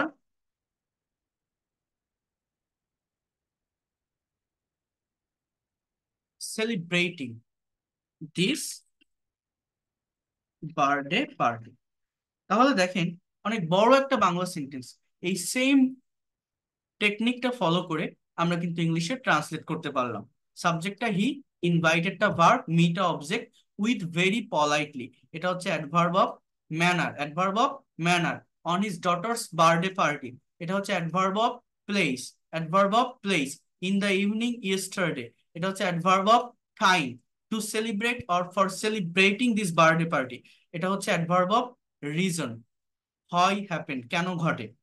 আপনি যে কোনো একটা বই থেকে সেন্টেন্স ট্রান্সলেশনের পার্টে যাবেন, যদি প্যাসিভ রিলেটেড না হয়, যদি অ্যাক্টিভ সেন্টেন্স হয়, এইভাবে করার চেষ্টা করে দেখবেন, প্রত্যেকটা সেন্টেন্সকে খুব সহজে ট্রান্সলেট করতে পারবেন। আর প্যাসিভ রিলেটেড সেন্টেন্স গুলো কিভাবে ট্রান্সলেট করতে হয় তার জন্য একটা ক্লাস আছে এই ফ্রি ক্লাসের ভিতর, সেগুলো আমি দেখাবো। বাট এই যে স্ট্র্যাটেজিটা দেখালাম, এই যে ওয়েটা দেখালাম, এটা ইংলিশ ল্যাঙ্গুয়েজকে ডেভেলপ করার জন্য, বিশেষ করে রাইটিং ডেভেলপ করার জন্য সব থেকে ইফেক্টিভ এবং ইম্পর্টেন্ট একটা স্ট্র্যাটেজি বা টেকনিক। যদি মনে হয় জিনিসগুলো কাজে লাগার মতো বা কিছু শিখতে পারলাম, তাহলে নিজেরা চেষ্টা করবেন, ক্লাস রেকর্ডটা আরেকবার দেখবেন, এই পিডিএফ ফাইলটা আমি আরেকবার পাঠিয়ে দিব। দেওয়ার পর নিজেরা যদি একটু প্র্যাকটিস করতে পারেন, একটু দেখতে পারেন, দেখবেন এই জায়গাটা আপনারা আর কখনো ভুলবেন না। এইভাবে ভাষাটাকে আমাদের শিখতে হয়। আমার কথাগুলো কি কেউ বুঝতে পারছেন? আমি যে কথাগুলো বললাম বোঝা যায়? কিছু কি শিখতে পারছেন, নতুন কিছু নিতে পারছেন এই জায়গাটা থেকে, যে জিনিসটা আমি জি বলছি? স্যার, বুঝা আপনারা যারা যায়। এখানে আছেন, জি স্যার। হ্যাঁ, এখানে কারা আছেন দেখি, এখানে যারা আছেন শোনা যায় আমার কথাগুলো? কিছু কি Yes, sir. শেখা যায়? Yes, sir. হ্যাঁ, আপনারা বুঝতে পারছেন সবাই? এই জায়গাটাতে তো সবার আগে আছেন, আপনারা একদম শুরু থেকে আছেন এখানে। ওকে, তাহলে দেখেন, এই ওয়েটা ফলো করে নিজেরা চেষ্টা করবেন সেন্টেন্স তৈরি করার। আমি আরেকটা বিষয় একটু দেখাচ্ছি আপনাদের, অর্থাৎ আমি একটু ভোকাবুলারি নিয়ে কথা বলবো। আমি যেটা গত ক্লাসেও বলছিলাম, আমি দিতে চেয়েছিলাম দেইনি, বাট আমি সেটা আপনাদেরকে দেখাচ্ছি। আর আগামীকাল, আমি তার আগে বলে রাখি, আগামীকালও সেম টাইমে আপনাদের থার্ড ফ্রি লাইভ ক্লাস হবে, এবং সেটা স্পোকেনের উপর হবে। Tense, I will talk about tense, modal and semi-modal auxiliary verb in details, and also I will talk about how can we make negative interrogative sentences, how can we use WH word or be verb in the sentences, and how to give a presentation on a certain topic, how to use verb for making sentences or a story. I will show you so many things. ওকে, আগামীকালকের ক্লাসটা একটা masters class হবে আপনাদের জন্য, খুবই effective, খুবই important একটা class, যেটা আপনারা জয়েন করলে বুঝতে পারবেন। প্রত্যেকে জয়েন করবেন, টাইম মেনটেন করে করতে পারবেন, অনেক ভালোভাবে ল্যাঙ্গুয়েজটাকে ডেভেলপ করতে পারবেন, এতটুকু আমি আপনাদেরকে অ্যাসিওর করতে পারি। আর আরেকটা কথা আমি বলে রাখি, যারা পেইড কোর্সে আসবেন নতুন ব্যাচে, দেখেন এই ফ্রি ক্লাস আজকে নিচ্ছি, এটা ধারাবাহিকভাবে আগামীকালও হবে, পরশু দিনে হবে, তারপরের দিনও হবে, তারপরের দিনও হবে, আপনারা করতে পারবেন। বাট 10 তারিখ থেকে, অর্থাৎ আগামী মঙ্গলবার থেকে, আজকে তো কি বার, আগামী মঙ্গলবার থেকে আপনাদের, আজকে হচ্ছে আপনার বুধবার মনে হয়, হ্যাঁ, আগামী সপ্তাহ থেকে আমাদের পেইড কোর্সের নতুন ব্যাচ শুরু হবে রাত 9টায়। পেইড কোর্সের ক্লাস টাইম 9টা থেকে 10টা, সপ্তাহে 4 দিন, রবি মঙ্গল বৃহস্পতি শুক্র। সেখানে ভর্তি হয়ে গেছেন একদিনেই অনেকে, আর যারা ভর্তি হতে চান আমাকে জানাবেন। এটা বারবার অনেকে ডিটেলস জানতে চায়, দিয়ে পারা যায় না, তো আমি একটু, এতক্ষণ তো ক্লাস নিলাম, এতক্ষণ তো দেখালাম সবকিছু, এটা একটু দেখাই। এটা দেখানোর পর আমি ভার্বের জায়গাটা নিয়ে কথা বলছি, জাস্ট আমাকে 2টা মিনিট এখানে একটু টাইম দেন। খুব বেশি সময় নিব না, আর 5-7 মিনিট নিব আপনাদের কাছ থেকে। ভার্বের মানে ভোকাবুলারি যে জায়গাটা নিয়ে আমি একটু বলবো। তো তার আগে আমি একটু বলি, দেখেন, যারা পেইড কোর্সে আসবেন, যারা ভর্তি হতেছেন, যারা ফ্রি ক্লাস করছেন তারা করেন, সমস্যা নেই। বাট যদি কেউ মনে করেন আমার দ্রুত ডেভেলপ করা দরকার, আমি আইএলটিএস এর প্রিপারেশন নিচ্ছি, বা আমি প্রফেশনালি ল্যাঙ্গুয়েজটা শিখতে চাই, বা এই স্যারটা পড়াতে পারে, বোঝাতে পারে, টেকনিক ভালো, একটা মেন্টরের অধীনে থেকে, একটা গাইডলাইনের ভিতর থেকে আমি ইংরেজিটা শিখতে চাই, পেইড কোর্সটা তারা করতে পারেন। এখানে কারো কোনো বাধ্যবাধকতা নেই। এটা আমার এই গুগল মিটের মাধ্যমে ক্লাসগুলো হবে। আমাদের মেইন পারপাস বা মেইন টার্গেট থাকবে স্পোকেন ইংলিশ, বাট একদম ধারাবাহিকভাবে ধাপে ধাপে basic grammar, free hand writing, advance grammar, presentation, conversation, translation, pronunciation, প্রত্যেকটা বিষয়ের উপর আমি আলোচনা করব। অর্থাৎ সম্পূর্ণ ল্যাঙ্গুয়েজটাকে আপনি শিখে যেতে পারবেন, এবং এটা যে কোনো বয়সের যে কেউ করতে পারবেন। আপনি স্টুডেন্ট হন, house wife, teacher, officer, job holder, freelancer বা ইমিগ্রান্ট, সেইভাবেই কোর্সটাকে ডিজাইন করা আপনার স্ব স্ব সেক্টরে আপনি কাজে লাগাতে পারবেন। যারা আইএলটিএস এর এক্সাম দিবেন, আইএলটিএস এর একটা গ্রেট প্রিপারেশন হবে আপনার জন্য এটা। আইএলটিএস এর অনেকগুলো সেশনও থাকবে এখানে। তো ক্লাসের ডিউরেশন 1 ঘন্টা থাকবে পেইড কোর্সে। সপ্তাহে 4 দিন ক্লাস থাকবে, রবি মঙ্গল বৃহস্পতি শুক্র। 10 তারিখ থেকে একদম নতুন ব্যাচ শুরু হবে। এর আগেও যারা ফ্রি ক্লাস করেছেন, পেইড কোর্সে ভর্তি হতে পারেননি বিভিন্ন প্রবলেমের কারণে, তারা দ্রুত ভর্তি হয়ে যাবেন। আর যারা নতুন আমার এই ক্লাসে আজকে আমাকে দেখছেন, নতুন জয়েন করছেন, তারা আরো ফ্রি ক্লাস করতে থাকেন, দেখতে থাকেন, শিখতে থাকেন। ঠিক আছে, সমস্যা নাই। তো 3 মাসের কোর্স, এবং 3 মাসের ভিতরেই আপনি এক্সপার্ট বা ফ্লুয়েন্ট হতে পারবেন। বাট যদি কোনো প্রবলেম হয়, যদি ক্লাস মিস করেন, 3 মাসের ভিতর কাভার করতে না পারেন, আপনি আরো সময় চাইলে সেটা নিতে পারবেন। তার জন্য আলাদা কোনো কোর্স ফি দিতে হবে না। আমার এই পেইড কোর্সের টোটাল কোর্স ফি 2,000 টাকা। 1,000 টাকা অ্যাডভান্স করে ক্লাস শুরু করতে পারবেন। যারা পারে একবারে 2,000 দিয়ে দেয়, যারা পারবেন না 1,000 টাকা অ্যাডভান্স করে ক্লাস শুরু করতে পারবেন, বাকি 1,000 টাকা পরবর্তী মাসে দিলেও হবে। এইভাবে আপনারা পেইড কোর্সটা করতে পারবেন যারা করতে চান। প্রত্যেকটা ব্যাচে, মেইন ব্যাচে 30 জন করে স্টুডেন্ট থাকবে। মেইন স্পোকেনে প্রত্যেকটা ব্যাচ সন্ধ্যা বা রাতে হয়, যাতে করে স্টুডেন্ট, চাকরিজীবী বা অন্য পেশার মানুষেরা সময় বের করে ক্লাসগুলো করতে পারে। এই ক্লাসগুলো আমি আমার অবসর টাইম বা লেজার টাইমকে মেনটেন করে নিয়ে থাকি। তো যারা করবেন, নতুন ব্যাচ রাত 9টাতে শুরু হবে 10 তারিখ থেকে এই মাসের। প্রতিটা ক্লাসের আহ আমি এই ওয়ার্ড ফাইল বা পিডিএফ ফাইল আমি আপনারা যারা ফ্রি ক্লাস গুলো নিচ্ছি এখানেও আমি প্রোভাইড করছি। যারা পেইড কোর্সে আসবেন, প্রত্যেকটা ক্লাসের রেকর্ড, পিডিএফ ফাইল সবকিছু ক্লাস শেষে পেয়ে যাবেন। অর্থাৎ যদি কেউ কোনো ক্লাস মিস করেন, পরবর্তীতে দেখে নিতে পারবেন। আর এই কোর্সটা একদম বেসিক থেকে শুরু করে অ্যাডভান্স লেভেলে প্রত্যেকটা টপিক পড়াবো আমি। একজন স্টুডেন্ট শুধু স্পোকেন না, আমাদের মেইন পারপাস বা মেইন টার্গেট স্পোকেন ইংলিশ থাকবে, বাট শুধু স্পোকেন নয়, যাতে সম্পূর্ণ ভাষাটা তাদের আয়ত্তে আনতে পারে, সেইভাবেই আমি এই কোর্সের প্ল্যানটা সাজিয়েছি। এবং টোটাল 70টা ক্লাস, এখানে হিউজ ক্লাস আপনি পাবেন। এবং ধারাবাহিকতা মেনটেন করে সিরিজ বাই সিরিজ প্রত্যেকটা ক্লাস আপনি পাবেন। প্রত্যেকটা ক্লাসের সঙ্গে প্রত্যেকটা ক্লাসের কানেকশন আপনি বুঝতে পারবেন। প্রথম 10টা ক্লাস থাকবে বেসিক গ্রামারের উপর, যাতে করে আপনার ইংরেজির ভিত্তিটা মজবুত হয়। অর্থাৎ কিছু কম্পালসারি গ্রামার ক্লাস, কিছু প্র্যাকটিক্যাল গ্রামার ক্লাস। যেমন আজকের ক্লাসটা আমি কিন্তু গ্রামেটিক্যাল একটা ক্লাস ছিল, বাট সেটা প্র্যাকটিক্যাল অ্যাপ্লাইটা আমি দেখিয়েছি আপনাদের। এইভাবেই আমি নিব, বইয়ের ভাষার কোনো গ্রামার না, যাতে করে আপনার ক্রিয়েটিভ পাওয়ারটা বাড়ে। Instantly you will be able to give any kinds of presentation, viva, you will be able to write any kinds of CV, report, dialogue, anything without confusion, or undoubtedly you will be able to do it if you have clear concept about some grammatical topic. এরপর 30টা class থাকবে spoken ইংলিশের উপর, অর্থাৎ ইংলিশে কথা বলার জন্য যা কিছু লাগে, আপনার এই যে tense, modal, semi modal, I mean whatever you think in Bengali, you will be able to speak in English. তার জন্য যা কিছু দরকার সবকিছু এখান থেকে আমি পড়াবো। এরপর গ্রামার, স্পোকেনটা কাভার করার পর যারা আরো অ্যাডভান্স হতে চান, আর বিশেষ করে যারা BCS, bank job, admission test, অথবা যারা ইমেইল রাইটিং, সিভি রাইটিং, যারা ফ্রিল্যান্সার আছেন, যারা ব্লগ রাইটিং করতে চান, অর্থাৎ রাইটিং এ যারা এক্সপার্ট হতে চান, 40 থেকে 50 নম্বর ক্লাস, এখানে 10টা মাস্টার্স ক্লাস আছে রাইটিং এর উপর, যেটা থেকে এই ল্যাঙ্গুয়েজটাকে আপনি আরো এক ধাপ ডেভেলপ করতে পারবেন। এবং এই ফ্রি ক্লাসগুলোর ভিতরেও একটা দুইটা রাইটিং ক্লাস আছে, আপনারা দেখলে বুঝতে পারবেন সেগুলো কতটা ইফেক্টিভ বা কতটা ইম্পর্টেন্ট হয়। অর্থাৎ ইংরেজি শিখতে গেলে, আবারও বলছি, ধারাবাহিকতা মেনটেন করতে হয়। এইটা আপনি এইখান থেকে পাবেন, গোছানো পদ্ধতিতে আমার অধীনে থেকে এগোতে পারবেন। এই 50টা ক্লাস মেইন কোর্স বা মেইন কন্টেন্টের ক্লাস, এগুলো আমি শেখাবো আপনাদের। এটা শেখানোর পর দেখেন, একটা স্টুডেন্ট শিখলেই কিন্তু সব পেরে যায় না। আপনি একটা জায়গা থেকে কোর্স করতে পারেন। অনেকেই আছেন এখানে যারা বিভিন্ন জায়গায় পেইড কোর্স করছেন, আপনারা বিভিন্ন টিচারের কাছে অফলাইন হোক অনলাইন হোক পেইড কোর্স করেন, আর আমার এই ফ্রি কোর্সটা করে যান। নট পেইড, আমার পেইড কোর্সের কথা বলছি না, ফ্রি কোর্সটা করে যান। আপনি পার্থক্য বুঝতে পারবেন, কারণ আমি ডিটেলসে বুঝাই, আমি অনেক পরিশ্রম করে পড়াই প্রত্যেকটা স্টুডেন্টকে, আমার ভিতরে যতটুকু থাকে সব দেওয়ার চেষ্টা করি। তো শুধু আমি দেখালাম, আপনি শিখলেন, শুনলেন, শুনলেই হয় না। এটা সায়েন্সটা বা ম্যাথ না যে মনোযোগ দিয়ে শুনলাম সব শিখে গেলাম। এটা একটা ভাষা, ভাষা শিখতে গেলে আপনাকে কাজ করতে হবে, আপনার ব্রেন দিয়ে আইডিয়া জেনারেট করতে হবে, আপনাকে কথা বলতে হবে। তার জন্য আপনার ফ্লুয়েন্সি বাড়ানোর জন্য 50 থেকে 70 নম্বর ক্লাসগুলো থাকবে conversation practice, news article translation এবং প্রেজেন্টেশন ক্লাস, যেটা প্রতিদিন করার মাধ্যমে within 3 month you will be expert and fluent in English. অর্থাৎ আপনাকে দিয়ে আমি এখানে কাজ করাবো, আমি বসে থাকবো আমার গাইডলাইনে থেকে। সেখানে 1-to-1 সেশনও থাকবে, 10 জনের একটা ক্লাসরুম থাকবে, 30 জনের ক্লাসরুম থাকবে। এটা ফেস বাই ফেস, ধাপে ধাপে আমি এগুলো নিয়ে থাকি প্রত্যেকটা স্টুডেন্টকে কেয়ার করে। এটা আপনারা করতে পারবেন। অর্থাৎ সার্টেইন টপিকের উপর স্যাম্পল কোশ্চেন থাকবে, অ্যান্সার থাকবে।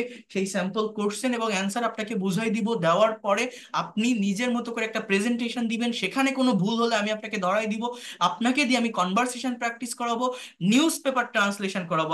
আপনি যে টপিকটা পছন্দ করেন সেই সেই রিলেটেড একটা কন্টেন্ট আপনাকে শো করব, সেটাকে আমি পড়াবো। পড়ানোর পর একটা সেন্টেন্সের সাবজেক্ট কোনটা, ভার্ব কোনটা, কোথায় ফ্রেজের ব্যবহার, কোথায় ক্লজের ব্যবহার, এগুলো আমি আপনাকে বুঝাই দিব ডিটেলসে।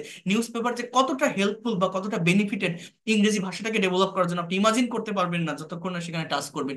এটা করতে পারলে ভোকাবুলারি ডেভেলপমেন্ট আসে, সেন্টেন্সের রাইটিং এর ফরমেশন জানা যায়, রিডিং স্পিড বাড়ে, প্রোনাউন্সিয়েশন ক্লিয়ার হয়, অনেকগুলো দিক ক্লিয়ার হয়ে যায়। তো এইভাবে আমি আপনাদের করাবো। আবারও বলছি, basic grammar, spoken English, free hand writing, conversation, translation, presentation. আমি যদি এইভাবে করাই, আপনি কেন পারবেন না? Within 3 month you will be expert and fluent in English. আর এই কোর্সটা এমন ভাবে সাজানো হয়েছে, এই যা প্র্যাকটিস করাবো সবকিছু ক্লাসে বসে, আপনার বাড়িতে বাড়তি পরিশ্রম করতে হবে না। জাস্ট ক্লাস টাইমে 1 ঘন্টা লিঙ্কে ক্লিক করে জয়েন করবেন, এইটাই। আর কিছু না। আর 2,000 টাকা কোর্স ফি, 2,000 টাকা পে করে আপনারা পেইড কোর্সটা, সম্পূর্ণ কোর্সটা করতে পারবেন যতদিন না পর্যন্ত এক্সপার্ট এবং ফ্লুয়েন্ট অন থাকতে পারবেন। 3 মাসের ভিতরে আপনি পারবেন যদি রেগুলারিটি মেনটেন করেন। আর যদি আপনার একটু জানা থাকে, একটু ভালো ইংরেজি জানেন, তাহলে তার আগেই আপনি শিখে যাবেন। আর যদি 3 মাসের থেকে বেশি সময়ও লাগে সেটাও নিতে পারবেন, বাড়তি কোনো টাকা দিতে হবে না। আর যারা একবারে দিতে পারবেন না, 1,000 টাকা অ্যাডভান্স করেও ক্লাস শুরু করতে পারবেন। আহ, যারা ইন্ডিয়া থেকে আছেন তারা গুগল পে বা ফোন পে করে আমার পেইড কোর্স শুরু করতে পারবেন। এটা আমার বিকাশ, নগদ বা রকেট নাম্বার। আর যারা ইন্ডিয়া থেকে আছেন, এই 2টা নাম্বার আমার কন্ট্যাক্ট বা হোয়াটসঅ্যাপ নাম্বার। এটাতে নক দিলে আমাকে হোয়াটসঅ্যাপে পাবেন। আপনাদের আমি ফোন পে নাম্বার দিয়ে দিব, আপনারা ফোন পে করে পেইড কোর্স করতে পারবেন। কারণ এটা বলছি, আমার ইন্ডিয়ান অনেক স্টুডেন্ট আছে, এছাড়া যারা প্রবাস থেকে আসেন, বাইরের বিভিন্ন কান্ট্রি থেকে, আমি আমার 1-to-1 ক্লাসও থাকে, সেশন নিয়ে থাকি। ইউকে, ইউএসএ, সাইপ্রাস, হংকং থেকে বর্তমানে 7 জনের মতো স্টুডেন্ট আছেন যারা পার্সোনালি পড়ে।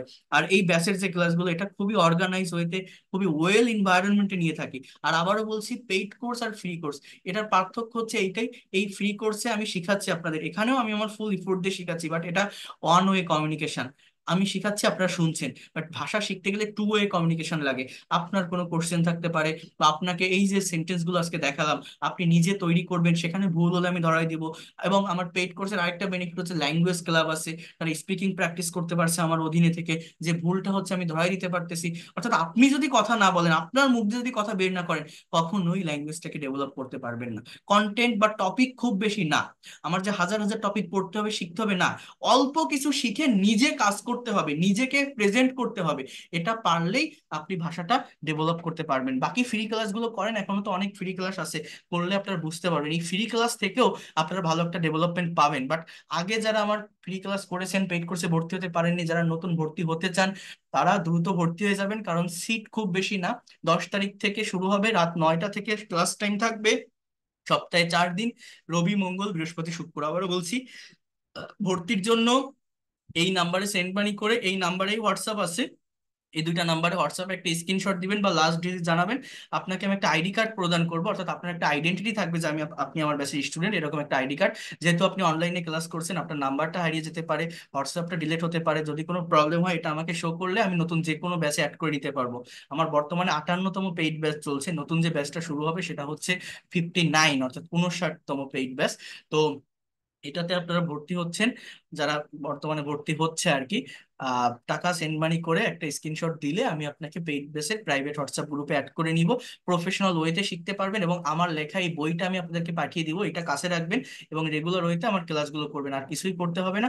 আশা করি খুব দ্রুত, খুব কম সময়ের ভিতরে আপনারা এই ল্যাঙ্গুয়েজটাকে ডেভেলপ করতে পারবেন। এছাড়া যত ফাইল আছে, শিট আছে, সবকিছু আমি পাঠিয়ে দিব, আপনাদের কোনো কিছু করতে হবে না। প্রত্যেকটা স্টুডেন্টকে আমি 1-to-1 পার্সোনাল সেশনও নিয়ে থাকি, যে সে কতটা ডেভেলপ করতে পারলো। একদম অফলাইনের একটা কোর্সের থেকেও বেটার কিছু আপনি পাবেন। এটা মুখে বলে তো এইভাবে বিশ্বাস করানো যায় না, আপনারা জাস্ট ফ্রি ক্লাসগুলোই দেখতে থাকেন। আপনারা বুঝতে পারবেন যে এখান থেকে কতগুলো বিষয় নিয়ে আলোচনা করি, কতগুলো বিষয় কাভার করি, বা কিভাবে আপনারা ডেভেলপ করছেন বা করতে পারবেন, এতটুকু আমি বলতে পারি। আমি বলছি না, মানে আমি নিজেও এটা বিশ্বাস করতে পারছি না, গতকালকে আমার এরকম আগে হয়নি এত বেশি, একটা ফ্রি ক্লাস আমি নিয়েছি গতকালকে। তো এই নতুন ফ্রি ব্যাচের ফার্স্ট ক্লাস ছিল, একটা ক্লাস থেকে 17 জন ভর্তি হয়েছে আজকে পর্যন্ত। আর এটা হচ্ছে রেগুলার ওয়েতেই ফ্রি ক্লাসগুলো করেন। ফ্রি ক্লাসগুলো তো আর আমি একটা নিচ্ছি না, 2টা নিচ্ছি না, 3টা নিচ্ছি না, ডেমো ক্লাস না। আপনাদের এখানেও একটা কোর্সের মতো করে আমি শেখাবো বা দেখাবো, ভালোভাবে ডেভেলপ করতে পারবেন, এতটুকু আমি অ্যাসিওর করতে পারি। আরেকটা কথা, যা যা আজকে শেখালাম বা পড়ালাম, এই বিষয়গুলোকে নিজেরা একটু করার চেষ্টা করবেন, নিজেরা একটু নতুন নতুন সেন্টেন্স প্র্যাকটিস করার চেষ্টা করবেন, দেখবেন অনেক ভালো একটা ডেভেলপমেন্ট পাবেন। আর আগামীকালও সেম টাইমে আপনারা ক্লাসে জয়েন করবেন। আর দ্যাটস অল ফর টুডে। আর যে ভোকাবুলারির কথাটা আমি একটু বলছিলাম,